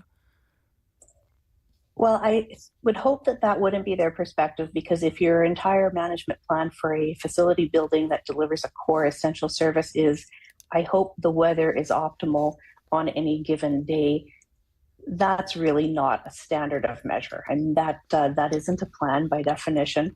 And all a person has to do is pull up the long range forecast, and they can see that it's 28, 29. So your odd occasional day where the temperature might drop down to a more manageable 18 to 22 degrees, that shouldn't be how we approach delivering a core pillar service to a vulnerable population. And to be clear, that's me in conversation here talking about what the weather's like today. But officially, that is not what the Pembina Trail School Division has said. What they said to CBC, I just want to read here, is, quote, the Pembina Trail School Division understands the lack of central cooling at a Bonnycastle school continues to cause inconvenience and discomfort for the children, families, education, and staff of Karen's daycare. The division has installed temporary measures to address the issue until the province commits to a funding replacement. While air conditioning is not mandatory, our desire is for all students and staff to feel comfortable during stretches of warmer weather. Temporary measures include positioning stand-up fans in every classroom, inclusive of the daycare, end quote. What's your reaction to that, the measures that are put in place and how it's been characterized? Well, I've had the opportunity to experience the standing fan, And I'm sure that everybody here in Manitoba has experienced one sole fan blowing hot air around a room as not being a particularly effective cooling measure. And again, when the province is defending their approach as not mandatory and not necessarily required, and in the same voice saying, well, we're wanting to make sure that everyone is comfortable and safe and well looked after, it's disingenuous. Teaching is predominantly a female-oriented profession. At any given moment in time, there have to be dozens of women that are 40, 45 plus. And Marcy, you and I actually happen to be birthday twins, so I know we're about the same age. And I'm very comfortable that when I say that women over 40 probably aren't comfortable in that building, you have an idea of what I'm talking about. Yes. Yes, it's a hot time of it's a hot age, right? Oh, It is. I can't imagine that is comfortable, feasible, or even medically safe. Yeah, you can say hello to your daughter if you want. There, I know she's slid into That is Zoom. Carrie James. Yes, hi there. Live radio and live visual on Zoom this morning on YouTube. So no worries. I know you're at home live with the kids. To be clear, the statement I read was from the Pembina Trails School Division. I know you were responding to also, their response, but the provincial response is what you were responding to, or the changes here. Still waiting for funding. What would you say if you could speak directly to the education minister, or if you're speaking to your local MLA about this? Well, we actually have had the pleasure of having our local MLA down at the school earlier this summer to visit the daycare center. So I know that he is aware of how unmanageable the building is at present, but I really would enjoy having the opportunity to have Mr. Altamar down in that situation and having him assess whether or not he'd be comfortable sending his child to that environment to learn. It's not a comfortable environment. The children just can't function after the lunch hour. And if it's that hot in the bottom of the building on the first floor where my child is located, that second floor, it has to be completely unsustainable. What concerns you the most if this problem continues to become unresolved? I mean, you're nodding here to, health issues, but also it sounds like to maybe even ability to focus in the heat. Absolutely. And we're all sending our kids to school for the exact same reason, which is to get an education. And if you're focused on simply surviving the day, I really have to question as a parent how much learning can actually go on despite the very best efforts of those in the building. And again, just anecdotally, having spoken with parents in the school who have children in all the different classrooms, it is my understanding that basically at lunch, anybody who's situated on the second floor, their learning day has stopped. They just can't continue to push through after the lunch hour. Thank you very much for being with us this morning. Appreciate your time via Zoom. Thank you so much, Marcy. Nice to have you on the show. That's Lindsay Swear-Fay. Her child attends Bonnycastle School, which has been without air conditioning since May. Now, we did reach out to the Pembina Trails School Division. I'd read that statement in its entirety during the body of our interview here. If you want to read more about the story, you can go on our website as well. And you can also read coverage we had earlier this summer with concerns. We did also reach out to the province, and it said to direct our questions to the school division. It is 4 minutes to 8 o'clock on CBC's 89.3 FM, 990 AM on the app or YouTube on Information Radio here, the morning show.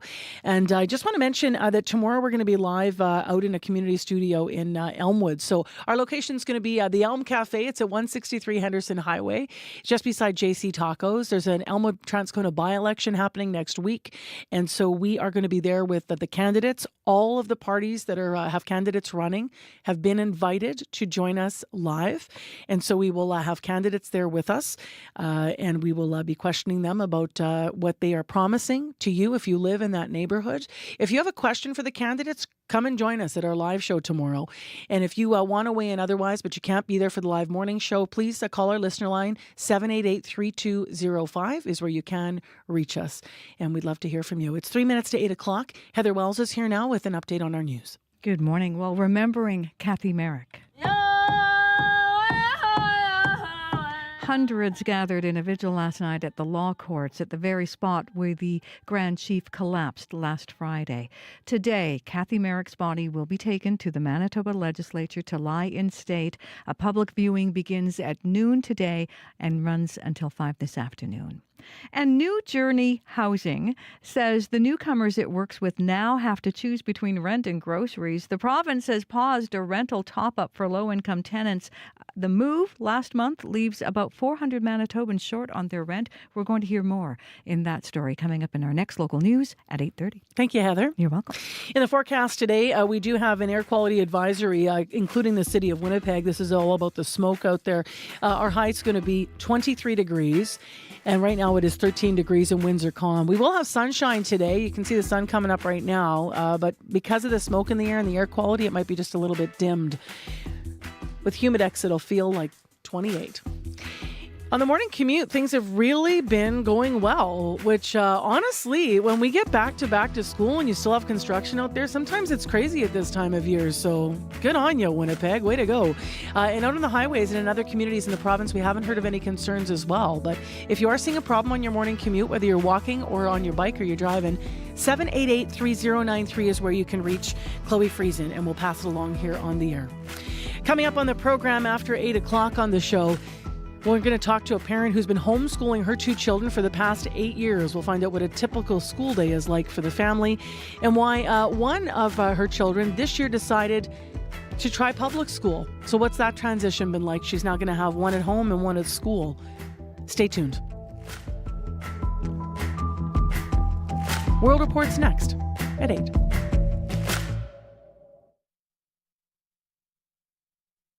On Q.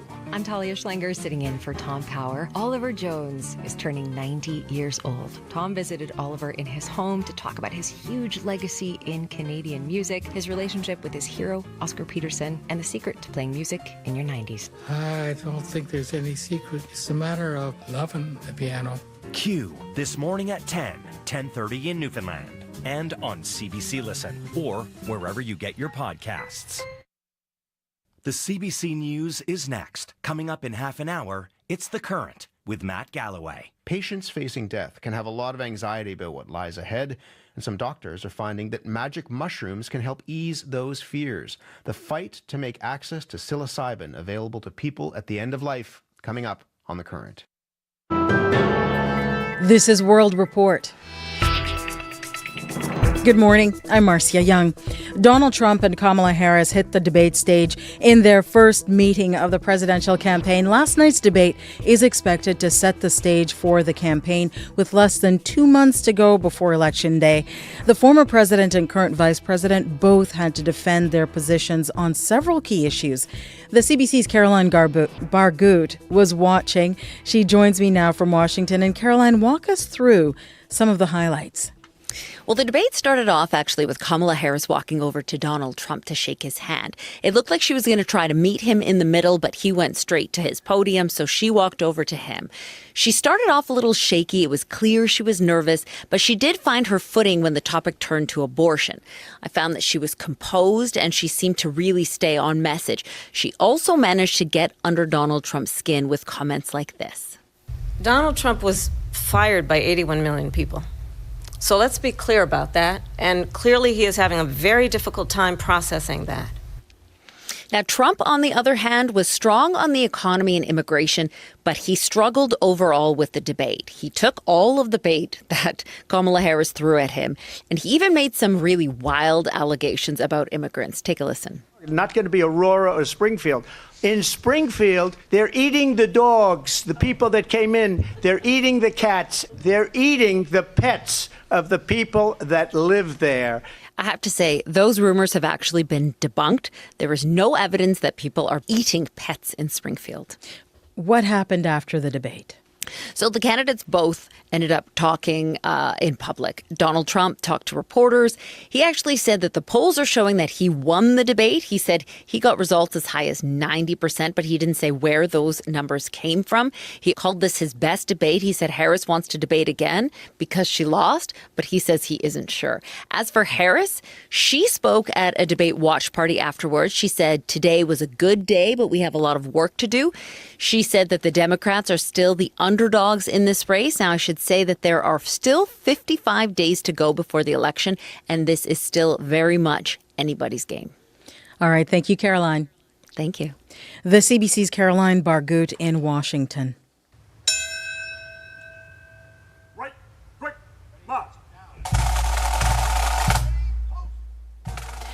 The bell of hope rings at Ground Zero in New York City. Kamala Harris, along with President Joe Biden and Donald Trump and his VP candidate J.D. Vance, are there this morning after the debate. 23 years ago, at 8:46 a.m. Eastern, a plane crashed into the North Tower of the World Trade Center. A second plane hit the South Tower 17 minutes later. A service also took place at the Pentagon this morning, where a plane also hit on September 11th, 2001. A fourth plane went down in Pennsylvania Field. Nearly 3,000 people were killed at the World Trade Center, the Pentagon, and on the 4 commercial airplanes that crashed.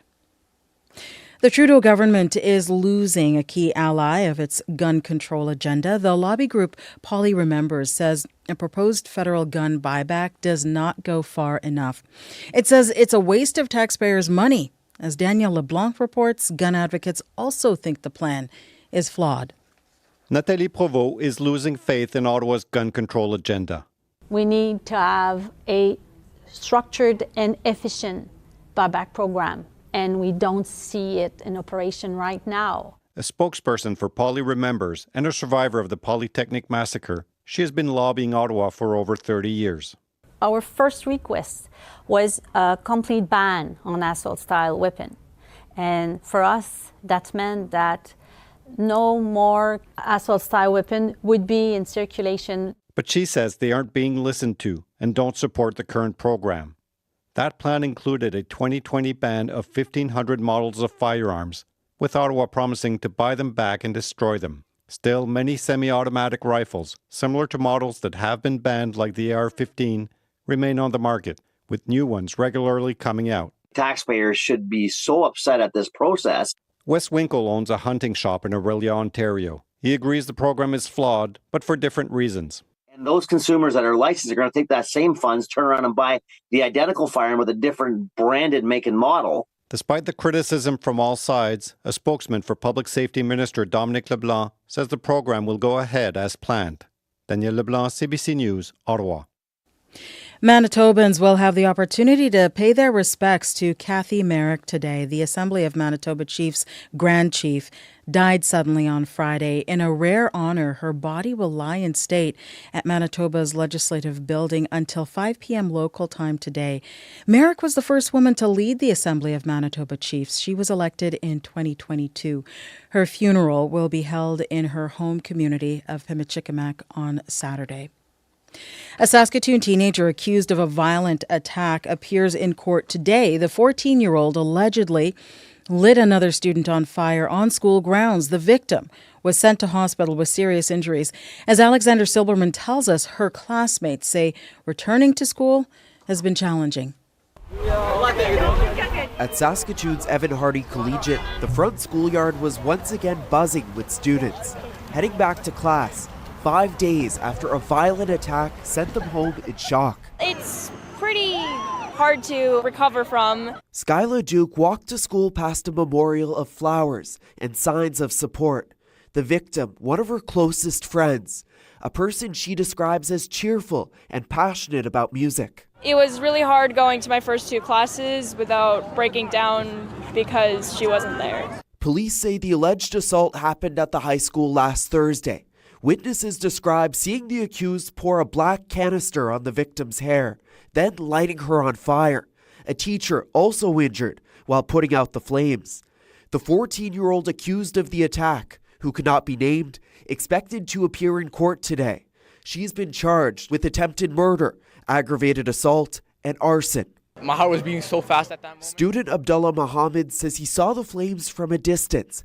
He says he feels supported with police officers, therapy dogs, and counselors available at school. It felt a little better to be able to have people you can talk to. The 15-year-old remains at an Edmonton hospital with serious burn injuries, and families say she faces a long path to recovery.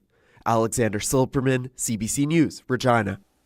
Speculation is swirling about the next federal election. Stage 2 of the public inquiry into foreign interference begins next week. And one advocacy group is trying to make sure Russian meddling gets a closer look.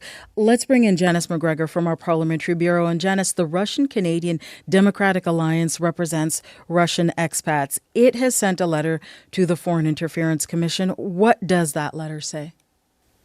Marcia, the revelation last week from the U.S. Department of Justice that Canadian influencers are being paid by Russia to set up a right-wing media outlet to advance its propaganda is particularly concerning to this group because it predates the 2021 general election. Marie-Josée Hug's initial report on the last two federal votes agreed with the concerns of diaspora groups like this about Russia's capacity and potential to influence Canadian politics. But the Commission did not hear or find significant evidence of a concerted disinformation campaign during that vote. The Alliance's letter this week is calling the American indictment extremely serious, and it asks for the Commission's conclusions about the last election to now be reconsidered, especially the Government of Canada's response, or lack thereof. And as Stage 2 hearings at the inquiry get underway next week, this group wants these new revelations to be thoroughly examined as the Commissioner now looks ahead to how to prevent foreign meddling in Canada's next vote. Meanwhile, the Liberal MPs on the Public Safety Committee want this issue probed as well, right? That's right. 5 Liberals who sit on public safety calling for an emergency meeting to probe how even though Moscow propaganda outlet Russia Today is supposed to be banned in Canada, RT continued to funnel money to Tenet Media, which is founded by 2 Canadians. And that outlet distributed over 50 videos, often sharply critical of the Prime Minister, also sympathetic to the convoy movement. A third Canadian far-right commentator was also paid to produce a series of videos in Russia with one of Vladimir Putin's allies. Liberals say Parliament can't ignore how these foreign actors are trying to manipulate public opinion, but we'll see how Conservatives, who are sometimes enthusiastic sharers of this material, respond. All right, thank you, Janice. You're welcome. That is the CBC's Janice McGregor reporting from Ottawa. And that is the latest national and international news from World Report. News anytime at cbcnews.ca. I'm Marcia Young.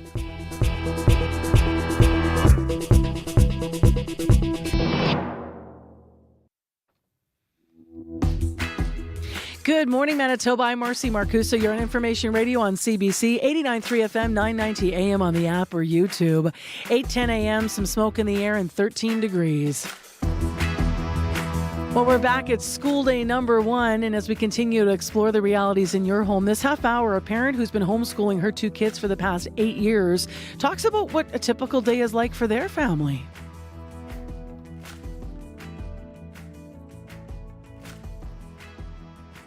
Even though there are resources on the Manitoba government's website, as you've been outlining, are there supports that you wish were there for homeschool families that you don't have? None. It's really important to preserve the flexibility that we have and to leave it open. And we have the absolutely most wonderful government liaisons who we can lean on with any questions. So in your view, that autonomy is a big value? Absolutely. So stay tuned for that full interview with that parent about homeschooling and also the transition that she's having to make this year because one of her kids actually has decided to go to public school. Right now, let's get into what's happening in the news. Heather Wells is here with headlines. Good morning. Well, they lit candles honoring the late Grand Chief Kathy Merrick last night. Hundreds at a vigil outside the law courts where Merrick collapsed last Friday. Later this morning, Merrick's body will be taken to the Manitoba Legislature where she will lie in state. A public viewing will be held beginning at noon, running until 5 this afternoon. The Winnipeg Free Press has apologized for publishing a photo of the late Grand Chief after she collapsed last Friday. The AMC called for Indigenous leaders and allies to stop speaking to the newspaper and to cancel subscriptions. Well, last night the Free Press posted a column outlining how it made its decision in reporting on Merrick's death and apologizing for using that photo. I'll be back with more Manitoba News at 8:30. All right, thanks, Heather. You're welcome. Abby Adiemi, how are we doing with the forecast today? 14 in the city, a bit of smoke in the air, and I'll just tell you, we have that air quality advisory in effect for much of Manitoba because of that smoke from northern Saskatchewan. And then we'll see some clouds rolling this afternoon. A little bit cooler today than what we saw yesterday. We're going to see some light breezy conditions later this afternoon. The highs would only reach 23. It's going to feel like around 28 with the humidity factored in. And then for tonight, some clear skies and light breeze will cool off up to 15. In other regions, Thompson is seeing that shallow fog still sticking with them, and Churchill is already sunny at this time. Brandon and Dauphin both seen. Brandon's cloudy, Dauphin is sunny and hovering around 7 degrees at this time. And down south from Gimli, Steinbach, Morris, all hovering around 11 degrees. Sunny conditions and clouds will roll in later. There's a slight chance of showers and local smoke in the forecast. So I'll just say it's going to be sunny skies but smoky conditions in most areas, and then some clouds, a chance of showers in most regions, and we will see highs around 23. All right, thanks, Abby. Thank you. And the morning commute, Chloe Friesen, what do we know now? Good morning. I got a call on the commuter line from Alice, who says that northbound Archibald, just after Mission, there are emergency crews blocking the curb lane. Looking at some maps here, it looks like at Archibald and Mission, actually in both directions, really slow moving right now. So you might want to avoid that area if it is part of your commute. Thank you, Alice, for that call. And if you're out there and you also see something that is slowing traffic down, you can give us a call on our commuter line at 204-788-3093.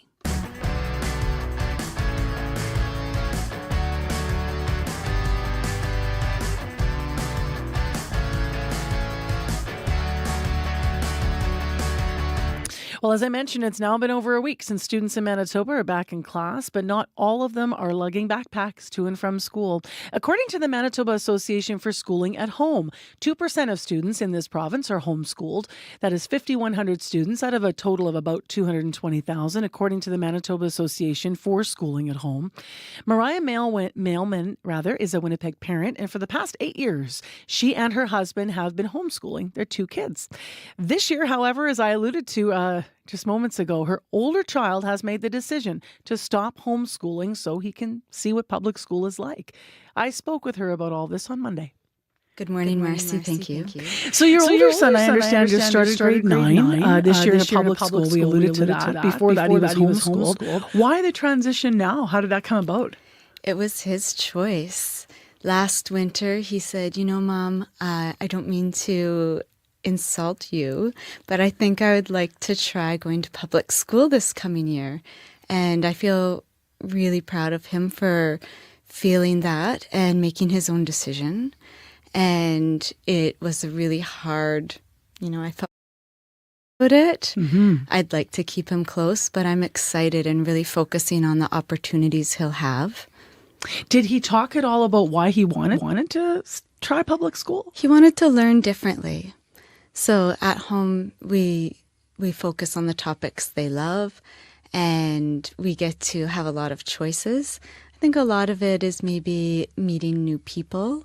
What does this mean for your other child then? Her classroom just, I guess, got 50% quieter. Right. Yeah. She'll have more of my attention, but she is missing him already. Right. Yeah. She'll have more of my attention, but she is missing him already. And how old is she? She's 11. She's 11. I know that he just started last week, but what were his first impressions? Good. Yeah, he's happy. He feels good about the instructors. What was the biggest change? Like, did he come home and say, Mom, I noticed this. I never expected that? I've been leaving space for him to talk about it and not prying too much. Yeah. He has homework for the first time, and Marcy, one of the objectives in homeschooling is preserving the love of learning. And that's what I'm seeing. So he's eager to explore more of the topics and already taking the time to share what he's learning with us and but delivering it like he's teaching us. It's really awesome to see. For your homeschooling experience, why did you make the decision to have your kids learn at home in the first place instead of choosing public school? My major factor in choosing that was to have them be in connection. And in a classroom with a large number of students, it can be challenging for all of the students to orient to the teacher or the instructor. And at home, we can do that. So I have followed a parenting philosophy called emotional development. And in that regards, we all need to be in connection in order to learn. Mm-hmm. And keeping that connection is a precursor to being able to learn well. You and your husband, I mentioned, have both been involved with this over the years. What's that been like for you? I've always wondered, inside the homeschool experience in the family, do you feel like you put on an educator hat and take off the parent hat, or how do they blend? Yeah, it's very blended. First, we're parents, always parents first. Mm-hmm. So, and movement. And then you can naturally observe, they'll go into, okay, I've had enough of you kind of moments, and move into some self-space. And at that point, I'm in the younger years, I would leave stations around so they could gravitate to what they wanted to do. And in the older years, it's been more like, okay, now we're going to do math. So always hitting the priorities first. Mm-hmm. So what's non-negotiable? Math sounds like it's non-negotiable. Math is a non-negotiable. Okay. And English language arts. Yeah. Mm-hmm. Field trips are you've made that part of the learning experience, I understand, Always. As well. Yeah. Mm-hmm. Can you give us an example of where the kids might have done a homeschool field trip? Oh, yeah. All over the city. We go to most of the museums and libraries, especially the libraries close to home, but we've made an effort to go out to different ones. We have gone to petting zoos, other homesteads. Different homeschoolers will organize field trips to places where they either know people or where their kids have an interest. Mm-hmm. It's been very diverse. In terms of the misconceptions about homeschooling that you'd like to bust while you're behind a microphone, which ones drive you the most crazy?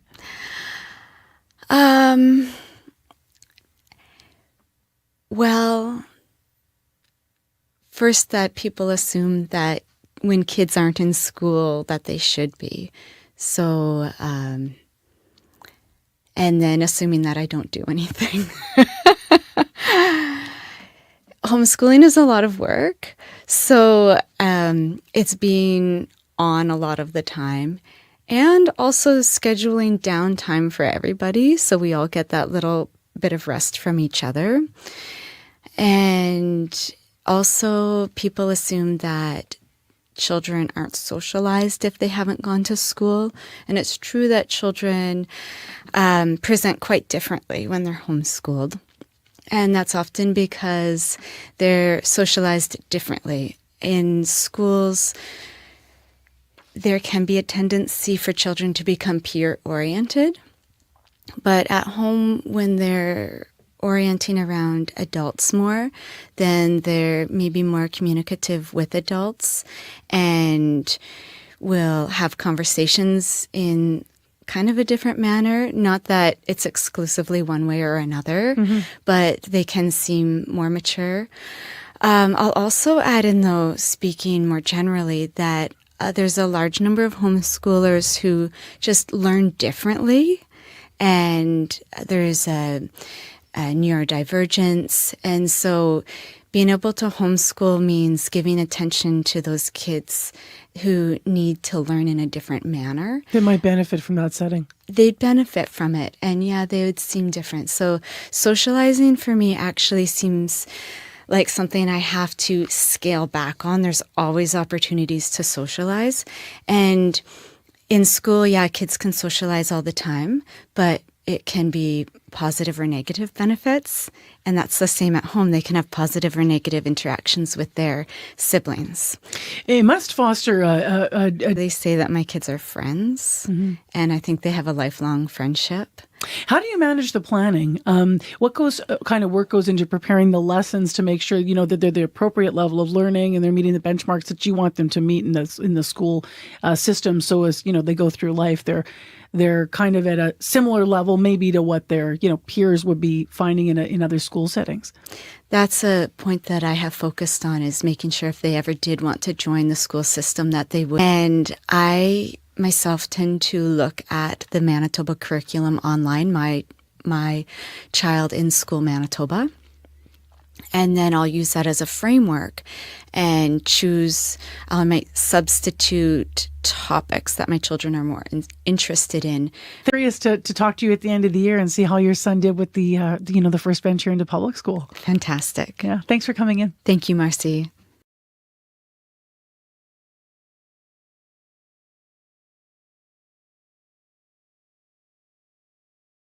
Monday about her family's experience with being a homeschooling family in Manitoba. On the topics that matter, your voice should be heard. I'm really concerned. And I'm not really happy about that. Radio Noon is where you can voice your take. I'm Janet Stewart. From 12:30 to 1 p.m., Radio Noon opens the phone lines on one important topic. It just brings everyone together. Radio Noon's call-in segment, 204-780-0893. We want to hear from you, weekdays on CBC. So did you watch the U.S. presidential debate last night? Why? Why does that matter to you here as a Manitoban, as a Canadian? Why did you watch? That's our calling question today. I'm hosting Noon, so between 12:30 and 1, get ready to call. We hope you join us. To help us through the conversation will be Sean McDonald, our guest from the University of Manitoba. And if you want to talk politics with us, why did you watch last night? What's at stake for you when you look at the U.S. election as a Canadian? And how are you reflecting on that this morning? So if you want to call us now, if you can't make it over lunch, this is where I let you know where you can leave a message. And that line is 788-3797. But we hope you can join us for the live conversation because it's just more fun to talk to you. So that's between 12:30 and 1 o'clock this afternoon on Radio Noon. 8:24 a.m. is the time right now on 89.3 FM, 990 a.m. on the app and on YouTube.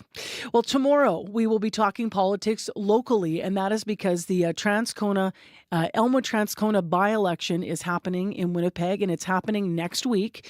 Advanced voting actually just closed, and CBC's reporting that just over 10,000 people, about 14% of those eligible to vote in that riding in Winnipeg, cast ballots in advance in the federal by-election.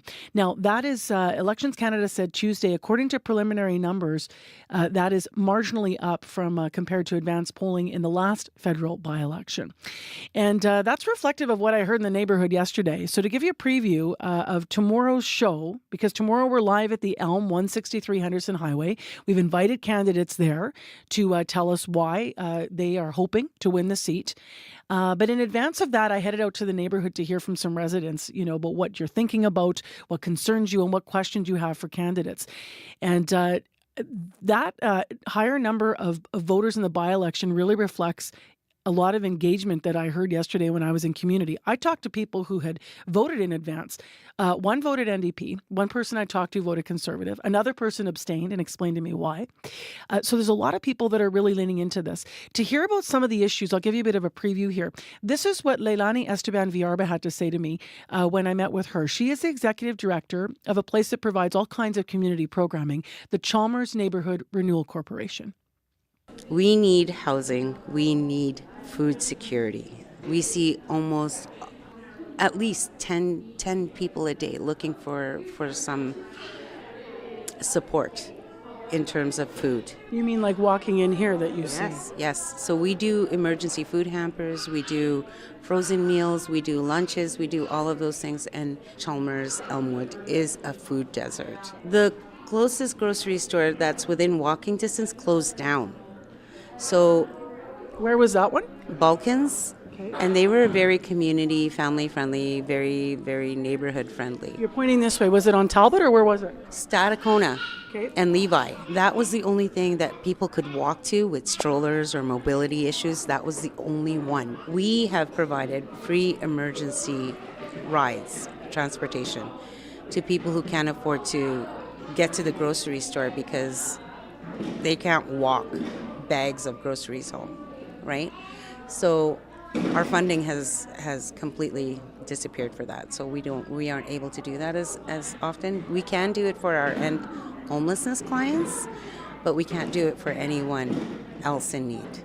So what I would like to know is what their plan is in terms of supporting those organizations that are very grassroots level, and how do they plan on finding the funding to make, at least give our organizations enough money to sustain ourselves in terms of what we provide to the community? Because we all know that those grassroots organizations like ourselves, we kind of prevent everything else from happening. So we get to the root of the cause of the problem. How do they make it easier for us without inundating us with a whole bunch of paperwork? So that is someone we're going to hear more from tomorrow on our live show from Elmwood, Transcona. Leilani Esteban Villarba, she's the executive director of the Chalmers Neighborhood Renewal Corporation. And when she's posing a question there, she's posing it hoping for answers from candidates. So we'll hear what they have to say tomorrow. All the candidates have been invited to our live broadcast at the Elm, 163 Henderson Highway tomorrow. You can come too. We are talking politics in advance of the by-election next week in that riding. By the way, that riding has gone NDP except for 2015 when it did go to a Conservative. So Lawrence Tote won the riding at that time. So we'll see what happens in this year's election. It's going to be up to you. And if you have questions or concerns, if you live in Elmwood, Transcona, we hope you can maybe make some time for us tomorrow. It is 8:28 a.m. and we have a small update here, a clarification that we've been asked to make here on the air at CBC from the province of the times that you can sign a book of condolence if you should wish to do so for Kathy Merrick. So that book of condolence is at the legislature. And if you want to sign it, it is there today and will be available for signing between 12 today, between noon and 8 o'clock tonight. It's at the base of the grand staircase at the Manitoba Legislative Building.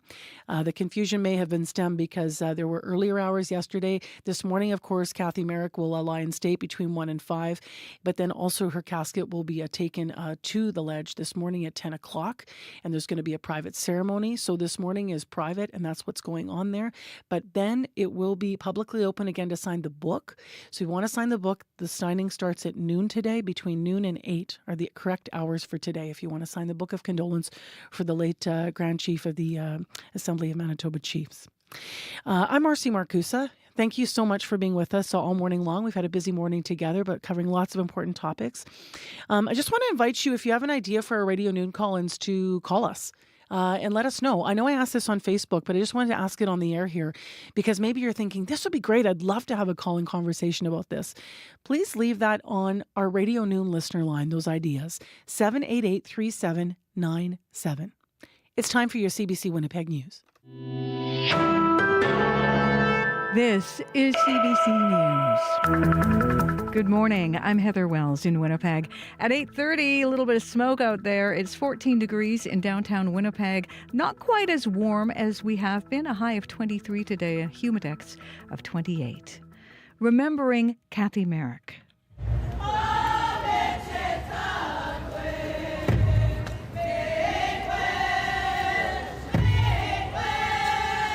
Hundreds at a vigil last night outside the law courts where the Grand Chief of the Assembly of Manitoba Chiefs collapsed last Friday.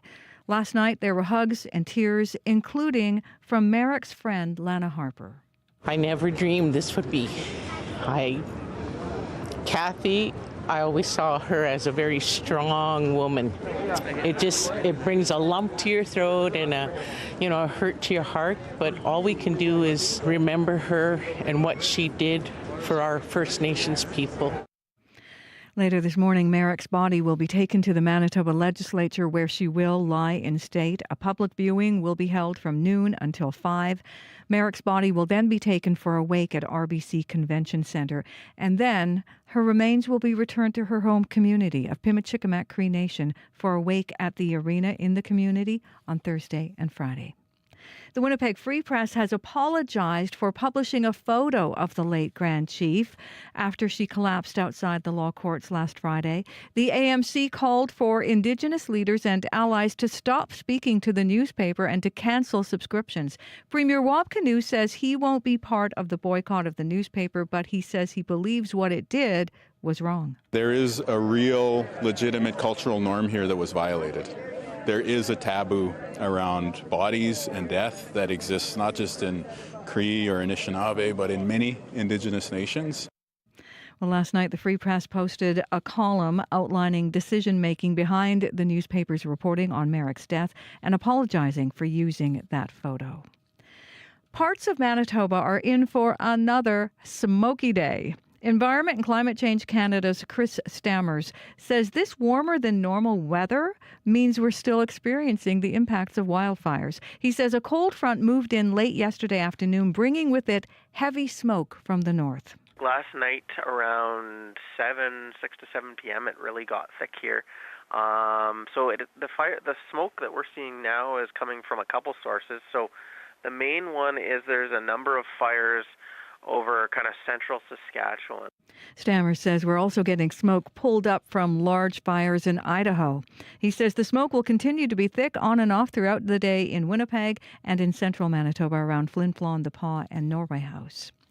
The province has paused a rental top-up for low-income tenants, leaving 400 Manitobans short on their rent.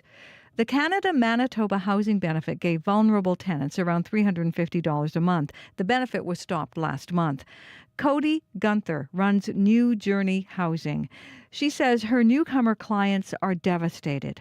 The province blames a pause on a 500% increase in the new applications in just 18 months. And Gunther says that's more proof the benefit is essential. That tells me that the need is obvious and that this should be a priority for the governments to prioritize something like this that is helping so many people to exit shelters and to get out of transitional housing or to improve their housing. Gunther says some of her clients will have to choose now between rent and groceries.